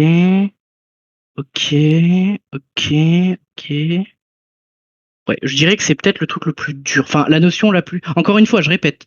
Le Java, il n'y a pas de réflexion. Le Java, c'est vous connaissez, vous avez les notions, c'est bon. En fait, on n'aura même pas le temps de faire le QCM ce soir. Bon, je vais voir. Je vais accélérer. Alors, l'héritage, qu'est-ce que c'est? Déjà, pourquoi héritage? En gros, j'ai résumé ça en juste une photo, c'est ça. L'héritage, c'est pour éviter ça. Imaginez, on a une classe point qui a 2 coordonnées, et on a une classe point colorée qui a du coup 2 coordonnées et sa couleur. En fait, ça, c'est la programmation. Le but, si vous voulez, c'est automatiser et éviter la redondance de code. C'est toujours dans une optique d'optimiser et de réduire le travail. Là, c'est le principe inverse. Là, on voit clairement qu'il y a de la redondance et c'est pas ouf, quoi. Du coup, on va faire, comment on pourrait appeler ça? On va faire de la factorisation de code. En fait, on va dire ça, là, ça existe déjà là. Du coup, en fait, cette classe, je vais l'extend de points. Et en fait, quand il y a le mot extend, ça veut dire que ça va prendre tous les attributs et toutes les méthodes eh ben ça va automatiquement les mettre là-dedans, de façon invisible. Voilà. Donc on va voir des exemples juste là. Eh ben voilà, c'est ce que je viens de tracer. Donc la solution, c'est de faire point et là, du coup, je peux enlever ces variables-là. Parce que du coup, un point coloré, qu'est-ce que c'est? Vu qu'il y a extend point, ça veut dire que ça va reprendre toutes les méthodes et tous les attributs de point et ça va en ajouter, ça va ajouter couleur. Ok. Donc, classe fille, classe fille, c'est ce qui hérite de la classe mère, hein, ça va. Attention, qu'est-ce que j'ai mis? Ah oui, en C#, je sais pas s'il y en a qui connaissent en C#, vous faites surtout pas avoir. En C#, on peut faire extend point et on peut importer plusieurs classes. En Java, on peut extend une seule classe. Par contre, les interfaces, on va le voir après, on peut extend, du coup c'est implémente le mot, autant d'interfaces qu'on veut. Donc retenez, héritage, c'est une seule extend ou pas d'extend, mais par contre, interface, c'est autant qu'on veut. Donc là, je l'ai marqué, hein, hop. Attention un peu, ok, nickel. Là, un exemple très concret de à quoi ressemble le code quand il y a de l'héritage. Alors là, vous commencez à voir le mot super apparaître, la panique. On va essayer d'y aller doucement. Donc là, vous avez la classe point. La classe point, qu'est-ce que c'est? C'est un constructeur vide, un constructeur neutre car je le fais apparaître, car je remets un constructeur, du coup, lui, avant était invisible, mais du coup, je le remets. Et on a un constructeur... Ah oui, on a le constructeur de copie. Bon, bah là, on va pas s'en servir. Ça dégage. Excuse-moi. Ouais. Est-ce que le constructeur de copie, tu peux expliquer le fonctionnement? Alors, je l'ai expliqué au début, je sais pas si j'aurai le temps, mais je vais essayer de finir sur ça et après je réexplique le constructeur de copie, ok? Ok, parfait. Parce que j'en parle honnêtement au début du cours, il y a bien 20 minutes sur le constructeur. Allez, peut-être 15 minutes juste de questions-réponses sur le constructeur de copie. Ok. Et le cours est enregistré. Et en plus, du coup, vu que je vais vous envoyer les slides, si je regarde, ouais, là t'as tout qui est expliqué. Alors ouais, c'est vrai que c'est un peu galère, mais bon. Je pense que la rediff sera bien. Alors. Juste Donc, ouais. Tu l'as déjà dit et je regarderai demain. Pourquoi est-ce que tu rajoutes manuellement le constructeur neutre une fois qu'il a disparu? Alors, c'est totalement facultatif, en effet. C'est vraiment totalement facultatif, c'est pour ça que je l'ai précisé là. J'ai mis... Regarde, si la classe contient au moins un constructeur, alors il est supprimé, et du coup, je vais mettre, il faut le remettre nous-mêmes si besoin. C'est-à-dire que dans un exemple en entreprise, ça sert pas. Enfin, si ça sert, c'est d'initialiser les variables, les attributs à des choses intéressantes, mais sinon, ça sert pas. Et dans le cas du DE, on aura des questions là-dessus, je pense. Quel genre de question? C'est-à-dire, est-ce qu'il faut le faire? Qu'est-ce qu'il y a? C'est quand tu dis on aura des questions là-dessus, ça peut être quel genre de... Est-ce que la question, ça peut être, par exemple, est-ce qu'on doit rajouter le neutre? Je vois une seule question, moi, genre une question qui serait pertinente, ça serait d'avoir ça, genre t'as ton constructeur point, et là, le truc qui te demande, et la ligne, c'est ça. Point, on va l'appeler A égale new, point, là je fais ça, tu vois, parenthèse ouvrante, parenthèse fermante. Et là, ça va dire, que se passe-t-il lors de cette ligne? Eh ben en fait, ça fait appel au constructeur nul. Ah, mais vu qu'on a un constructeur, le constructeur neutre, eh ben il apparaît plus. Enfin, il est invisible dans le code et il disparaît surtout. Yes. En gros, regarde, si la classe ne contient pas de constructeur... Ok, c'est bon? Yes. Voilà, du coup, c'est honnêtement une seule question pertinente, ça c'est celle-là. Ça serait d'utiliser le constructeur neutre quand tu as un seul constructeur. Parce qu'il faudrait avoir la connaissance que si tu as un constructeur, alors ça dégage le constructeur neutre si tu le remets pas. Voilà, c'est tout. Ok, donc on en était où? Héritage. Alors, héritage. On ne peut pas extend. Ok. Alors là, c'est l'exemple, genre vraiment concret et l'exemple du cours, c'était point coloré. Honnêtement, je trouvais ça, c'était un très bon exemple. En gros, c'est un point, ça a 2 coordonnées. Et ben, un point coloré, c'est 2 coordonnées et une couleur. Ok. Donc, comme j'ai dit, on factorise le code. Donc, quand on a extend point, on hérite de tout ce qu'il y a avant. Du coup, j'ai même pas besoin de dire XY. Point coloré, vu qu'il extend de point, il a déjà XY. Ok. Par contre, on peut rajouter ce qui fait de lui ce qui soit dépendant, enfin, qui soit différent de points, qui soit une précision. Vu qu'elle hérite, c'est le truc d'avant plus des précisions. Des précisions qui se matérialisent par de nouveaux attributs et de classes. Donc du coup color, ok. Du coup qu'est-ce que je fais là? Là c'est le point un peu compliqué, c'est le constructeur. Le constructeur, il faut savoir que quand il y a héritage, quand tu fais ton constructeur d'une classe qui hérite, la première ligne de ton constructeur de ta classe qui hérite, ça sera toujours ton instruction super.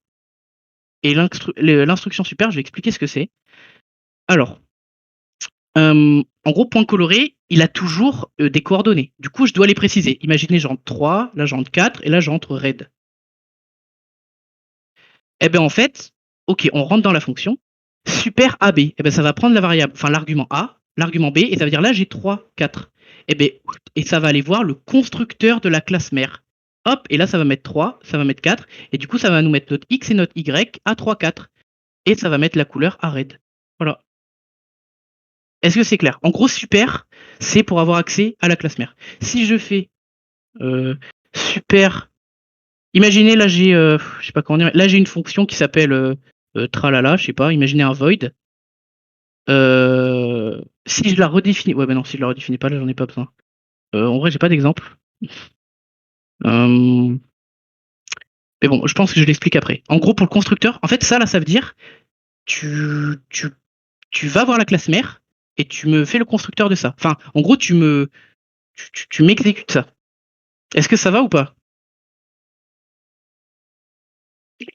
Ouais, non. Si, petite question du coup. Vas-y. Est-ce qu'il y a moyen de. Comment dire? À l'intérieur de points colorés, est-ce qu'il y a moyen de prendre un point qui existe déjà et d'y rajouter une couleur? Oula. Alors, c'est-à-dire, attends, genre à cette ligne-là? Quelque part dans le constructeur de points colorés. Imaginons, on a un point qui s'appelle point A. Ouais. Est-ce qu'il y a un constructeur à l'intérieur de points colorés qui permet de prendre A et B de point A et juste d'y rajouter une couleur?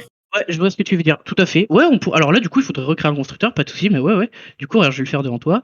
Public, point coloré. Du coup, là, c'est de la surcharge. C'est pas que pour les méthodes, hein, c'est aussi pour les constructeurs. Donc, Oui, point... parce que ça a le même nom et. Exactement. Là, qu'est-ce que je prends? Eh ben, je vais prendre point qu'on va appeler, je sais pas moi, O. Et après, je vais prendre string. Hop, du coup, c'est un clone, quoi. C'est un constructeur de clone. Ouais, c'est ça. Exactement. Ouais, Okay, enfin, oui, pas exactement, puisque tu rajoutes quelque chose. C'est un clone plus quelque chose, en fait. Ouais, et là, du coup, string, je sais pas, string, on va l'appeler, bah, on va continuer à appeler color. Ok, hop. Là, du coup, tu vas faire super. Et là, du coup, ah ouais, d'accord, ok, c'est là que ça pose problème.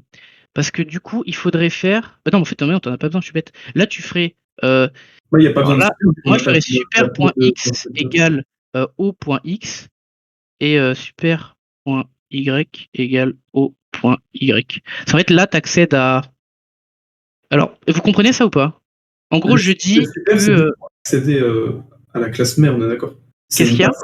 Le super, c'est une passerelle vers la classe mère. C'est ça. En gros, là, j'ai pas de x dans cette classe, donc je peux pas mettre x et je peux pas mettre thisx parce que thisx c'est point coloré. Alors, dans IntelliJ, on est version Java 17 ou 18, si tu mets pas super, il va comprendre parce que le code est intelligent. Enfin, parce qu'avec les mises à jour, ça comprend. Mais sur papier, les correcteurs, ils vont nous saquer. Donc, là, t'as pas de x, pas de y. Donc, tu dis les x et y, c'était la classe d'avant. Et ben, du coup, tu dis, bah, mon super.x, eh ben, il est égal à ça, et mon super.y, eh ben, il est égal à ton point O, point sa valeur y. Ça, là, O.Y, ça veut dire j'ai déjà un point O qui a déjà, je sais pas moi, les coordonnées 3, 4. Bah là, je veux dire, voilà. Ça, là, ça va faire appel à ça. Enfin, à que au 3. Merci. Je vais faire un effort sur l'écriture parce que vraiment, ça devient pitoyable. Alors, juste une petite question. Vas-y. Alors, je suis peut-être en train d'aller un peu trop en avant, mais du coup, c'est quoi la différence entre super et override? Est-ce que override c'est pour une méthode et super c'est pour des variables? C'est pas mal comme question. Alors, override, on va le voir juste en dessous. Okay. Mais comment je pourrais expliquer ça? En gros, super, c'est vraiment pour accéder. Enfin, super, c'est vraiment pour, comme a dit là, comme a dit quelqu'un, c'est vraiment pour accéder. C'est une passerelle pour accéder aux attributs de la classe antérieure, enfin de la classe qu'on hérite. De la classe mère. Que override, c'est vraiment qu'en fait, tu as une méthode. On va le voir juste après, mais imagine là, tu as une méthode dans point, tralala, on va dire que c'est un void, et ça print tralala, on va dire que ça écrit tralala dans la console. Ok. Et là, dans point coloré, je vais faire override void tralala et je vais mettre que ça écrit, je sais pas moi, trop lolo. Je dis n'importe quoi. Ok, alors du coup, si j'ai bien compris, le super va récupérer une variable en attribut de la classe mère, et le override va complètement remplacer la fonction du même nom. C'est ça? Override, ça veut dire en fait, over en anglais, c'est quand tu passes au-dessus. Genre, override, c'est. Ouais, c'est ça. C'est ça. Ok. C'est tu redéfinis. Overriding, ils appellent ça redéfinition dans les cours. Alors, là, j'ai mis un truc. Là, j'ai mis un exemple assez dur qu'on n'a pas vu en cours, mais il peut tomber. En fait, j'ai fait 3 classes. J'ai fait que point color, ça hérite de points, et point color taille, où là, en fait, taille, j'ai juste ajouté un string taille qui, on imagine petit, gros, voilà. Alors, qu'est-ce qui se passe? Eh ben là, je suis dans ma classe point coloré taille. Alors, qu'est-ce que j'ajoute? Bah, j'ai déjà x, y qui sont de la classe mère. J'ai color qui est de la classe mère, et j'ai taille qui vient faire sa petite. Le fait que voilà qu'il y ait une différence entre point coloré taille et point coloré. Du coup, comment ça se passe au niveau du constructeur? Bah, du coup, je dois quand même prendre tous les arguments. Je dois prendre mes 2 coordonnées. Alors là, je les ai pas appelées x, y, mais voilà, vous pouvez les appeler n'importe comment. Donc là, on va dire j'ai mon x, mon y. Là, j'ai ma couleur. Et là, j'ai du coup la nouvelle information. Donc la nouvelle information, bien sûr, c'est this. Là, je l'ai bien marqué. Je crois que je l'avais pas précisé, le this color. Ouais, si. Là, c'est la taille, c'est vraiment le truc courant. C'est le truc de la classe. Mais par contre, tout le reste, j'utilise super. Et en fait, là, c'est un peu de la récursion. En fait, super ABC, ça va faire quoi? Eh ben, ça va aller dans le constructeur de points colorés. Et dans le constructeur de points colorés, ça va renvoyer, ça va faire A, B, C. Oula, ABC. Et là, ça va reprendre AB qui va lui-même envoyer au premier constructeur. Là, c'est un peu Matrix, mais c'est juste logique. Mais ça, honnêtement, je crois qu'on n'a pas vu d'exemple dans les TP comme ça. Mais c'est juste pour pas être déstabilisé que ça hérite 2 fois. Parce que même si on peut hériter que d'une seule classe, on peut faire des héritages à l'infini. Là, par exemple, vous remarquez que Carnivore hérite que de animal. Voilà, ça peut pas hériter. Lion, il peut pas hériter de carnivore et omnivore. Par contre, je peux faire lion. Là, je peux faire, je sais pas moi, petit lion. Et je peux continuer à l'infini. Voilà. Ok, bon, ça, je pense que c'est bon. Les remarques. Alors, ça, c'est s'il y a un QCM ou s'il y a des questions, machin. Une classe fille ne peut pas accéder aux attributs et aux méthodes private de sa classe. Alors ça, c'est tombé au QCM précédent. Donc voilà. Alors je précise quand même que même si la mère a des attributs, il n'y a pas de problème quand on construit l'objet. Vous l'avez remarqué. C'est-à-dire que là, imaginez, c'est du private. Même quand je vais créer mon constructeur qui va rebalancer dans super, il n'y a pas de souci. Ça, honnêtement, c'est un peu compliqué. Ça m'étonnerait qu'ils posent des questions tordues là-dessus. Ça, vous n'êtes pas obligé de le retenir. Mais voilà, c'est à savoir. En gros, quand c'est des attributs à méthode privée, on peut pas accéder. Mais du coup, c'est pas parce qu'on peut ne pas y accéder qu'on ne peut pas le créer. C'est complexe. Mais bon, c'est pas ultra important. Enfin, ça va pas vous faire perdre 5 points. Vous aurez pas 20, vous aurez 19, ça va. Alors, ah oui, le mot final. Une méthode de type final dans la classe mère ne peut pas être définie. Alors, en gros, si j'ai point et que je mets point, alors je sais plus l'ordre, c'est public final classe point, ça veut dire que je peux pas hériter. Pareil pour une méthode, si je mets final dans une méthode, je pourrais pas l'override. Est-ce que j'ai un autre exemple? Une classe finale, non, en vrai non. En gros, final, si j'ai final là, ou là, je sais pas, mais je crois que c'est le premier, c'est-à-dire que je pourrais pas hériter. Final, en vrai, en informatique en général, ça veut vraiment dire qu'on peut pas aller plus loin. Je sais pas comment expliquer, mais en fait, c'est-à-dire que cette classe, on peut pas en recréer. On peut pas hériter. Voilà. Dites-moi si c'est pas clair ou si vous voulez que j'en explique des trucs. Alors, honnêtement, j'ai pas bien compris la notion de finale avec les classes. En gros, pour le DE, si t'as finale ici là, ça veut dire que tu peux pas faire d'héritage. Ça veut dire que tu pourras pas faire extend de points. Si cette classe-là, il y a finale dedans, tu peux pas faire d'héritage. Voilà, c'est vite l'héritage, c'est pas par rapport. Je peux en créer plusieurs, je peux les modifier comme je veux. En gros, on voit vraiment ça comme si c'est ta finale, ça veut dire que dans le code, il dit OK, point, on pourra pas créer de extend de points. C'est vraiment la classe finale, faut voir ça comme tu peux pas recréer de trucs à partir de ça. C'est comme on va dire la fin d'une branche. C'est comme dans un arbre, la fin de la branche, c'est le final. C'est exactement. Voilà, final, ça montre qu'en fait tu coupes. En fait, limite tu coupes. Tu dis qu'il y a plus de possibilité de continuer. Tu peux plus avoir de sous-classe. C'est ça, exactement. De classe fille, du coup, on dit. Ouais. Et du coup, ça ne change pas la capacité à la modifier ou à la. Non, pas du tout. Tu peux pas en hériter, mais si t'as final là, tout ce que t'as, c'est juste tu peux pas hériter. Mais après tout ça, c'est totalement indépendant. Si je dis pas de bêtises. Ok. Remarque, donc on continue. Visibilité des membres de la classe protected, accessible uniquement à partir des classes qu'il a définies ainsi que de toutes les classes filles. Je ne sais pas pourquoi il y a ce rappel, sachant que c'est clairement dans le chapitre de l'accessibilité. Toutes les classes mères de Java ont pour classe, enfin toutes les classes mères. Attends, la classe mère de toutes les classes dans Java est object. Ouais, alors ça je vais l'expliquer après quand on parlera de la méthode toString. Mais bon, honnêtement, ça on s'en fiche un peu. Mais il faut dire que tous les objets, bah, en fait, ils ont une classe mère quand même. Même s'il n'y a pas de extend object, il est de façon invisible. Voilà, c'est tout. Du coup, ça j'ai cliqué. Ok, maintenant l'overriding. Alors là, j'ai encore repris les exemples du cours car c'était plutôt simple. Enfin, car je trouve que le cours est bien fait. À ne pas confondre avec la surcharge. Oui, ouais. Alors là, on a point et on a point coloré. Alors ça, c'est la surcharge. Donc regardez. En gros, là, on a affiché et là, on a enfin, on a la même méthode, donc void machin, mais on n'a pas le même nombre d'arguments. Enfin, c'est pas qu'on a le même nombre d'arguments, mais en tout cas, la ligne d'arguments varie. Donc là, hop, c'est pas la même fonction, c'est de la surcharge. Du coup, j'ai pas besoin de la redéfinir, car la redéfinition, c'est quand c'est la même type, non, argument. Ça, c'est redéfinition. Si les arguments changent, overriding, surcharge, pardon. Voilà, c'est tout ce qu'il y a à comprendre. Du coup, ça, on va pas traiter, enfin, on l'a vu tout à l'heure. Hop, donc ce qui nous intéresse, c'est l'overriding.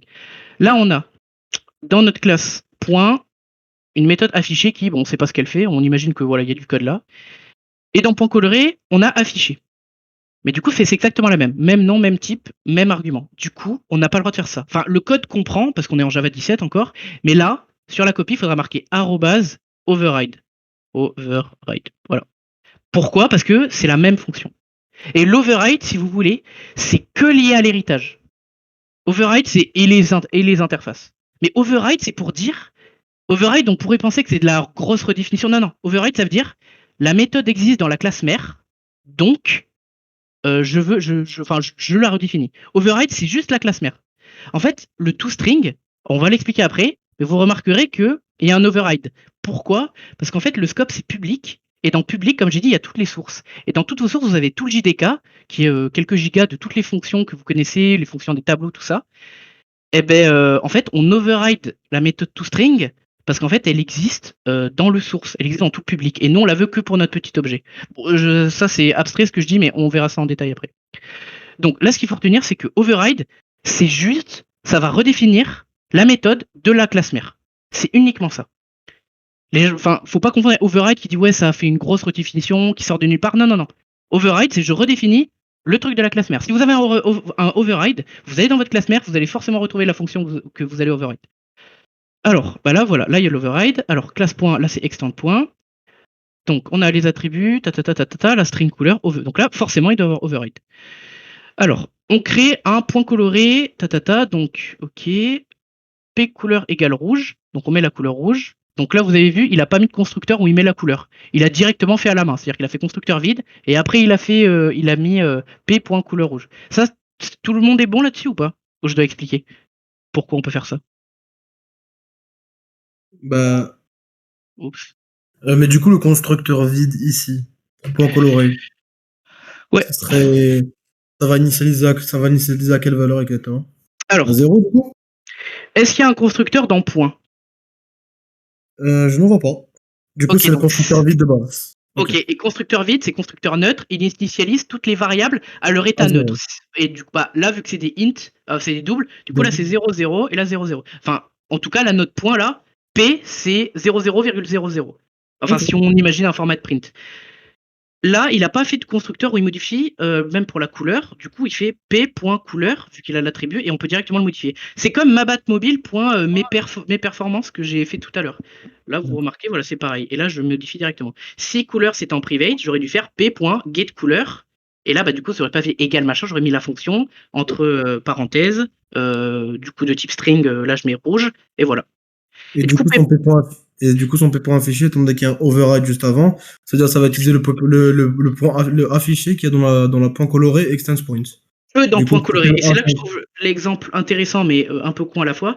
Là, du coup, il faut bien comprendre que Java, il va toujours chercher d'abord dans la classe fille, ça c'est très important ce que je dis, il va toujours chercher d'abord dans la classe fille que dans la classe mère. C'est-à-dire que là, on lui dit point affiché. Bah, affiché, il existe dans les deux. Mais il faut pas oublier que c'est un point coloré. Du coup, il va d'abord chercher là, avant d'aller chercher dans la classe mère. Si, imaginez p. Je sais pas moi, p. Ma fonction test. Imaginez ma fonction test, elle est ici, mais elle n'est pas ici. Eh ben, même si c'est de type point coloré, vu que ça hérite, c'est comme un attribut XY, ça va hériter, il aura. Donc là, ça veut dire, est-ce que j'ai ma fonction test dans point coloré? Est-ce qu'elle est override? Non, elle y est même pas. Ok, bah je vais voir dans la classe mère, ah bah elle existe, donc je la prends. C'est vraiment la factorisation de code. D'accord, merci. Et du coup, qu'est-ce qui se passe? Eh ben là, on voit que bah, ça prend que cette méthode. Et du coup, qu'est-ce que ça print? 2 couleurs plus rouge. Bah, ça print que ça. Ça va pas print ça, vu que là, ça va print uniquement que ça. Ok. Maintenant, du coup, ouais. Et je suis vraiment désolé. Non, non, vas-y. Est-ce qu'il est possible de. Comment dire? Bah, du coup, par exemple, si on voulait. Tu peux remonter un tout petit peu? Yes.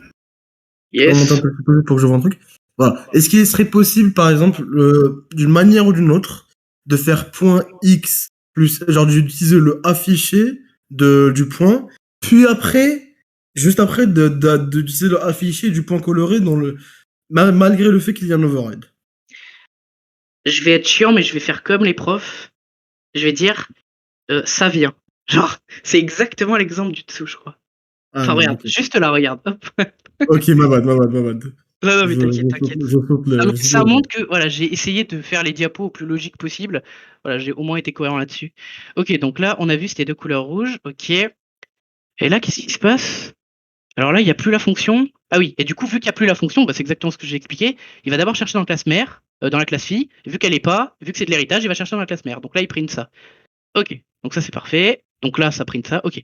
Mais si on veut faire les deux, là en fait, on va faire dans la méthode override, on va quand même préciser qu'on veut mettre la méthode super.affiché, qui elle fait directement référence à celle-là.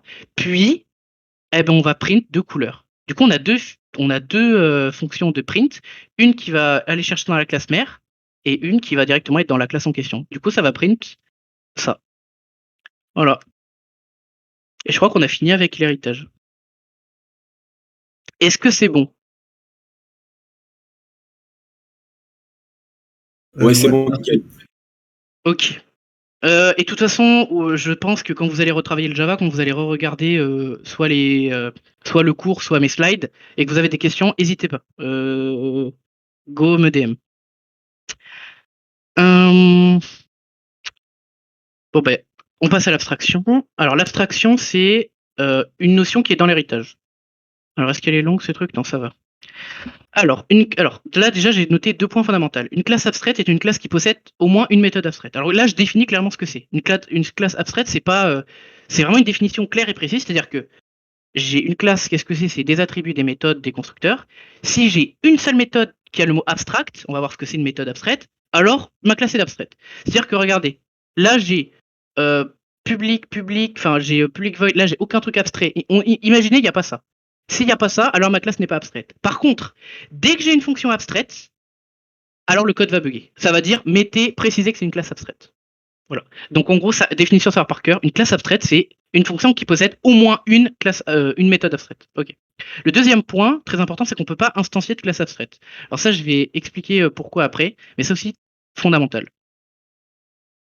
Comment on... Alors là, je sais pas qu'est-ce que j'ai foutu là. Pourquoi j'ai vu ça? Bon, ça, je crois que je voulais montrer comment ça s'écrit abstract.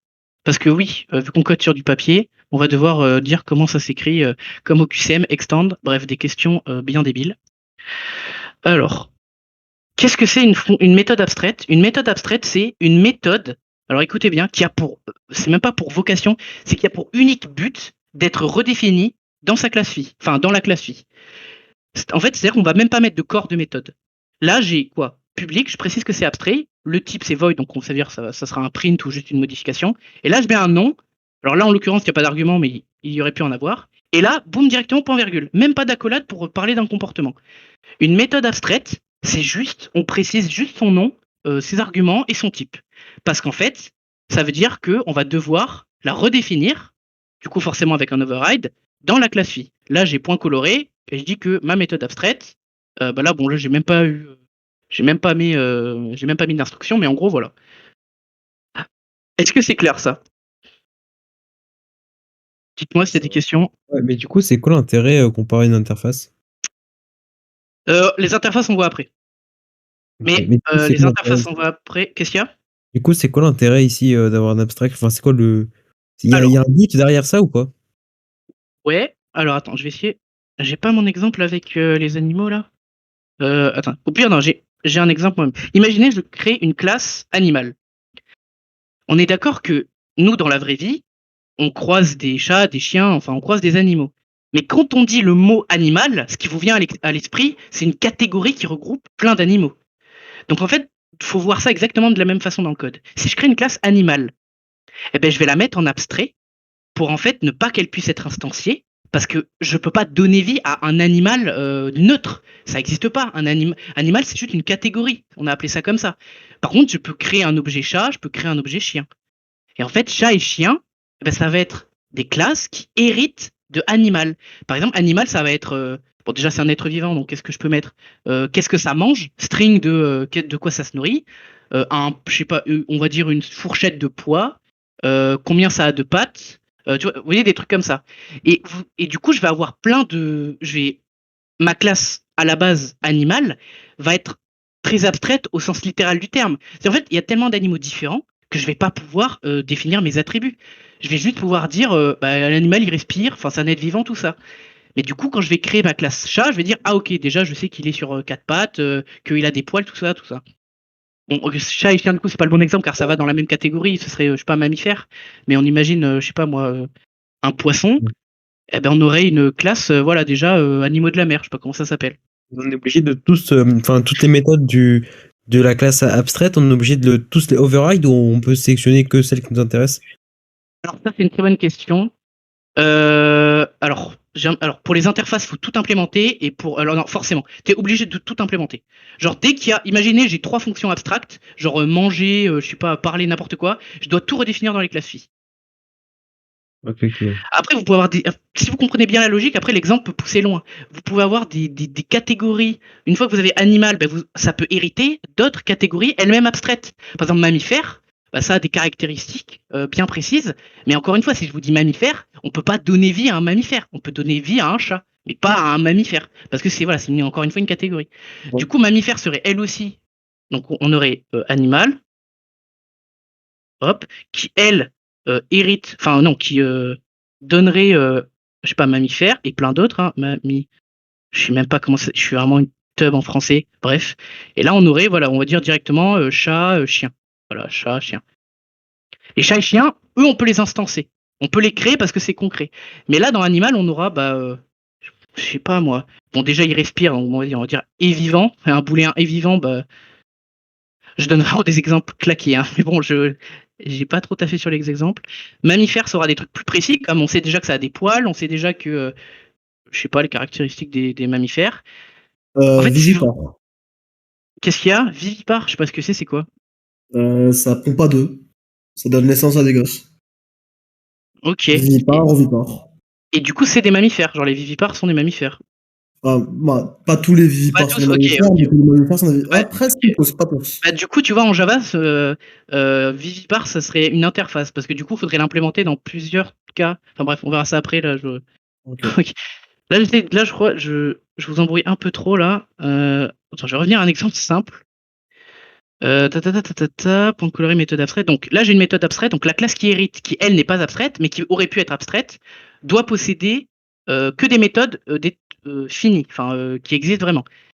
S'il y avait une méthode abstraite, eh ben forcément la classe est abstraite. C'est-à-dire que là, si je mets pas d'override et que je mets pas de core, ça veut dire ah mais attends, c'est une méthode abstraite. Et on revient à notre première définition, une classe abstraite et une classe qui possède au moins une méthode abstraite. Donc voilà. C'est quoi l'intérêt d'utiliser une méthode abstraite dans une interface? Alors, une interface, c'est en fait... Alors, on va voir ça après. Vraiment, laisse tomber, interface, on va le voir juste après. Là, on a quasiment fini. Mais interface, c'est un truc bien précis. Mais on voit ça juste après, t'inquiète. Du coup, est-ce que j'ai un... Alors, c'est quoi l'exemple que j'ai donné là? Là, par exemple, j'ai méthode abstraite de point coloré, méthode... Et là, ça print méthode propre à la classe mère non redéfinie. Et non redéfinie. Alors, attendez. Point coloré taille... Méthode propre à la classe mère et non redéfinie. Qu'est-ce que j'ai marqué, moi? Pourquoi non redéfini? Il y a un override juste au-dessus. Bon, je sais pas pourquoi. Donc là, je reprends l'exemple de tout à l'heure d'avoir une classe point coloré, qui, elle, hérite de tous les trucs de point, mais qui a une couleur, et une classe point coloré avec une taille. Taille, c'est juste un string petit ou gros ou je sais pas quoi. Là, dans point coloré, dans mon exemple de point, ah oui, une méthode abstraite. Ok, une méthode abstraite, je précise que c'est abstrait. Dans point coloré, bah du coup je la définis, vu que je veux pas que ce soit une méthode abstraite. Et là je dis méthode propre à la classe, enfin voilà, je sais pas ce que c'est, je sais pas ce que j'ai mis. Et du coup, elle hérite encore de point coloré. Et ben là je peux override et mettre un autre message, mais si j'avais pas override, eh ben ça va chercher dans la classe mère, et la classe mère, ben, c'est pas point. La classe mère, c'est juste point coloré. Du coup, ça aurait affiché la dernière méthode définie, c'est-à-dire celle-là.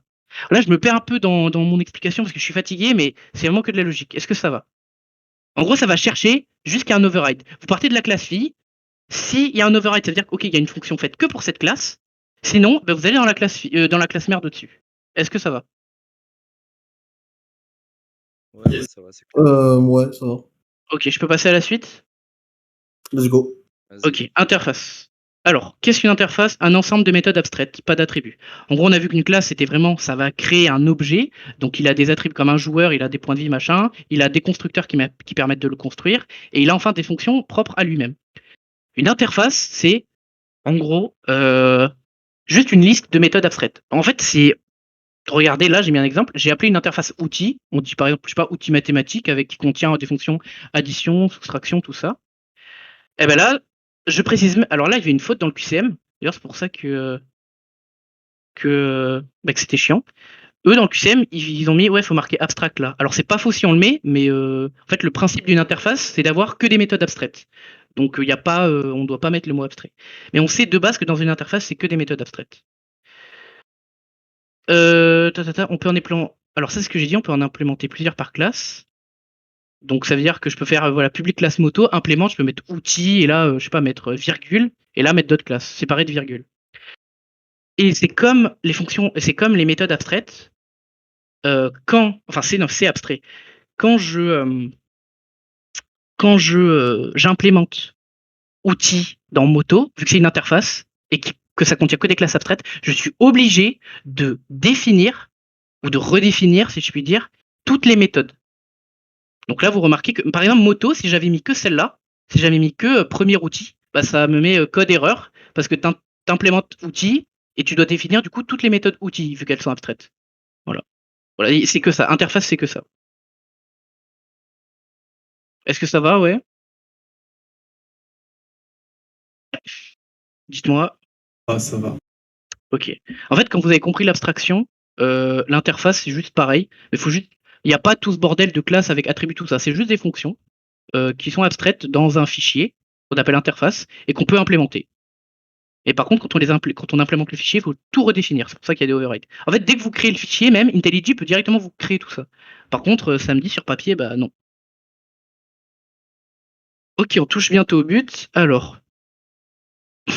Ah oui, la méthode toString. Ah oui, la méthode toString, ça, c'est vraiment des. Ils ont vraiment fait les pas sympas, on va dire, dans le QCM. Car dans le cours, là, en fait, il y a deux méthodes toString, on va dire. Non, je dis n'importe quoi, je parle de la méthode equals, pardon. En gros, vous avez remarqué dans le dernier QCM, il y avait la méthode equals. Sauf qu'en fait, il y a deux façons de la faire. Dans le cours, on n'a vu qu'une façon. Et dans le QCM, ils ont fait la façon dure. Du coup, ça, c'est pas cool, mais je vais essayer de vous l'expliquer. Car si elle est tombée au QCM, elle pourra tomber sans doute samedi. Alors déjà, on l'a passé mercredi dernier? Ouais. Alors moi, je l'ai passé mardi et il y avait equal. Okay, alors c'était pas mercredi dernier, c'était il y a 2 semaines, je crois. Enfin, je sais plus. D'accord.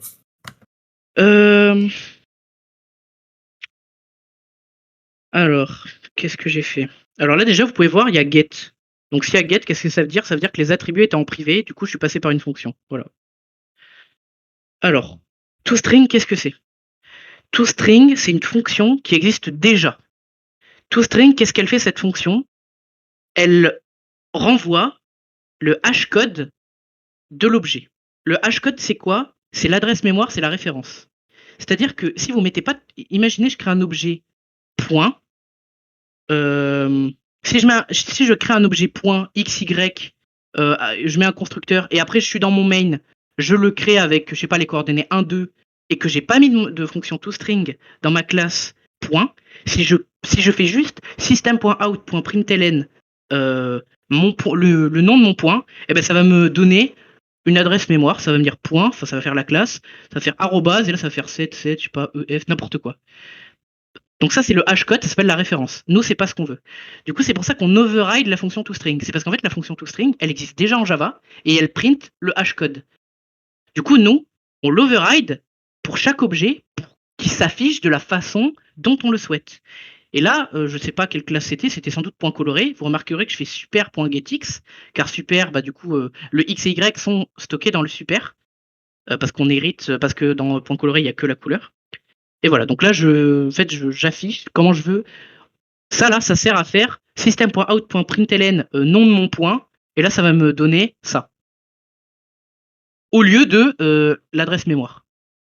Donc, override la fonction toString, dans chaque classe, c'est dire comment on veut que ces objets soient affichés. Et du coup, c'est logique qu'on doit la redéfinir. Vous imaginez bien que si je crée une classe voiture et une classe joueur, ils vont pas avoir les mêmes attributs. Du coup, je vais pas afficher une voiture pareil qu'un joueur. Une voiture, je vais dire, je sais pas, je vais afficher son prix, puis sa vitesse. Un joueur, je vais afficher combien il a d'HP. Voilà. Donc, c'est vraiment de la logique. Donc là, j'ai fait un test, j'ai appelé un point coloré TTT, je lui ai mis 4 en X, 15 en Y de couleur verte, et quand je le print, ça fait ça. Par contre, si j'avais pas mis cette fonction override toString, eh ben, quand je fais system.out.println TTT, j'aurais eu un vieux truc comme ça. Voilà. Donc la méthode toString, c'est ça, c'est essentiel. Alors la méthode equals, honnêtement, je sais pas si j'ai le courage de la faire ce soir parce que c'est assez complexe. Enfin, la méthode difficile, en fait, c'est assez complexe. Je pense que le QCM, on le fera demain. Là, ce soir, on va encore continuer un peu la théorie. Et demain, on fait full QCM et full question. Mais là, equals, on le verra demain pendant le QCM. Et là, écoutez, on a quasiment fini. Alors, là, j'ai repris des fonctions qui me semblaient intéressantes pour le DE. Parce que vous remarquez que les TP étaient très simples. Et du coup, j'ai pris les fonctions qui étaient les plus tricky, entre guillemets. Alors là, par contre, c'est pas des fonctions. Là, je montre juste comment on déclare des tableaux en Java. Donc, 3 façons de faire. Donc, soit vous mettez... donc, c'est type du tableau, crochet, nom du tableau, égal. Et là, c'est comme un objet, en fait. C'est comme si j'ai un type voiture. Là, du coup, je mets new, tableau de int. Et là, c'est sa longueur. Si je précise pas sa longueur, je peux directement mettre des accolades et là, directement rentrer ces cases. Là, du coup, il saura automatiquement qu'il est de taille 3. Ou sinon, je peux faire comme ça, dire que c'est un n et créer mon tableau comme ça. Et du coup, pour remplir un tableau, on va dire à la main, vous savez, hein, c'est tab 0 égale, et là, je sais pas si c'est un tableau de int, je peux faire ça, tab 0 égale int. Là, je veux que la première valeur de mon tableau, à l'index 0, du coup, ça soit 1, en gros. Là, j'ai repris le TP2 ou 3, je crois, où là, c'est des fonctions assez intéressantes, c'est les fonctions de... On ajoute un élément à une liste. Alors, à un tableau, pardon, parce que en gros, tableau, c'est statique, liste, c'est dynamique. En Java, il y a les listes, c'est les array lists. On l'a pas vu. C'est pas au programme, contrairement à l'année dernière. Du coup, on peut pas faire des points append vu que tout est dynamique. Là, on est obligé de tout faire en statique et du coup, c'est plus chiant. Du coup, moi, quand j'ai rendu mes TP, j'ai fait le flemmard. Du coup, j'ai pris des fonctions qui existaient déjà. Là, par exemple, en gros, add, c'est une méthode. On a un tableau. Alors là, il est type végétal. J'ai une fonction, je le rentre un végétal. Enfin, un végétal, n'importe quoi, un légume, et ça va l'ajouter à mon tableau. Du coup, on n'a pas le droit de faire ça. Donc, qu'est-ce qu'on fait? Là, c'est... Alors, int b. Alors là, on crée une variable qui a la taille du tableau précédent avec plus 1. On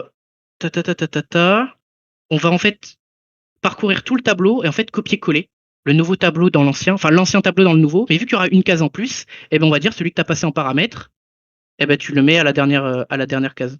Et du coup, B, vu que c'est la taille, c'est taille moins 1, c'est du coup le dernier index du tableau, je mets égal à A. Alors ça là, j'explique, mais vraiment, c'est pas pour vous comprenez, mais ça, je vous envoie la photo après, pour que vous puissiez comprendre. Là, j'explique très rapidement.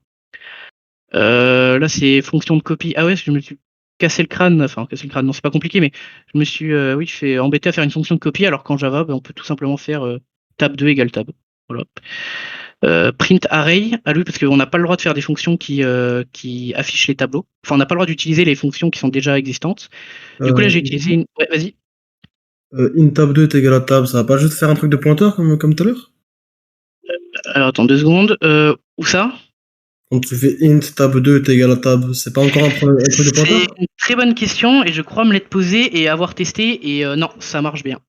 Ah, Alors du coup, c'est vraiment une j'avoue que copie. c'est bizarre. En gros, si tu veux, l'exemple où ça fait ça, c'est quand tu crées toi-même l'objet. Genre, c'est-à-dire quand l'objet, imagine voiture, tu vois, le code, il connaissait pas, c'est toi qui as créé l'objet voiture. Du coup, là, il y a le truc de pointeur. Mais là, un tableau d'entier, disons qu'il sait faire. Enfin, en tout cas, c'est pas nouveau pour lui, voilà, ça rentre en compte. D'accord, merci. Voilà, le cours est quasiment fini, hein, je vais juste passer brièvement les fonctions. Polymorphisme, on verra demain, mais c'est très rapide, c'est pas compliqué du tout. Et string bonus, c'est une slide qui expliquait quelques fonctions sur les strings, mais je vous enverrai ça. Du coup, tac. Donc print array, alors boucle for each, qu'est-ce que c'est une boucle for each? Une boucle for each, c'est comme ça. Alors il n'y a pas besoin de marquer for each, juste for. C'est le type suivi de un caractère lambda, 2 points, le tableau. Là, ma fonction, qu'est-ce qu'elle prend? Elle prend un argument de type tableau. Là, j'ai mon tableau qui s'appelle A. Alors je sais que le nom de mes variables pas très explicite, mais bon. Donc là, ça va dire en fait I, ça va devenir pour chaque parcours un objet dans le tableau A. Là, faut le lire comme ça. On a I qui va devenir un objet, qui va prendre en fait la forme de l'objet dans le tableau A. Et du coup, ça va faire toutes les itérations. En gros, dans la boucle for each, c'est un peu comme ça, sauf que vous n'avez pas besoin de mettre vous n'avez pas besoin de gérer les index et de mettre tout le parcours. Et là, en fait, vous mettez system.out.println i et en fait, ça va print tous les objets. Alors après, si c'est pas un objet, mais par exemple un tableau de int, bah, vous remplacez objet par int. Et si c'est un objet que vous créez, vous mettez objet. La méthode permettant de supprimer tous les véhicules. Ah ouais, ça j'ai trouvé. Bon, alors ça, je vous l'expliquerai demain. Ok. Polymorphisme, on s'en verra demain aussi. Bon, demain, je pense, je vais faire 1 heure, mais je pourrais déborder, parce que ce sera pas tard. Là, je vous ai dit, je suis vraiment claqué. Ce matin, je me suis couché à 6 ou 7 heures. Donc là, je suis juste sur les rotules. Bon, bah écoutez, voilà, le cours pour ce soir est fini. Je le continue demain. Demain, ça va être beaucoup plus synthétique et on va essayer de faire beaucoup plus droit, enfin, préparer des questions. Vraiment, essayer d'étudier le code demain matin, enfin, d'étudier des trucs demain matin ou ce soir et préparer les questions.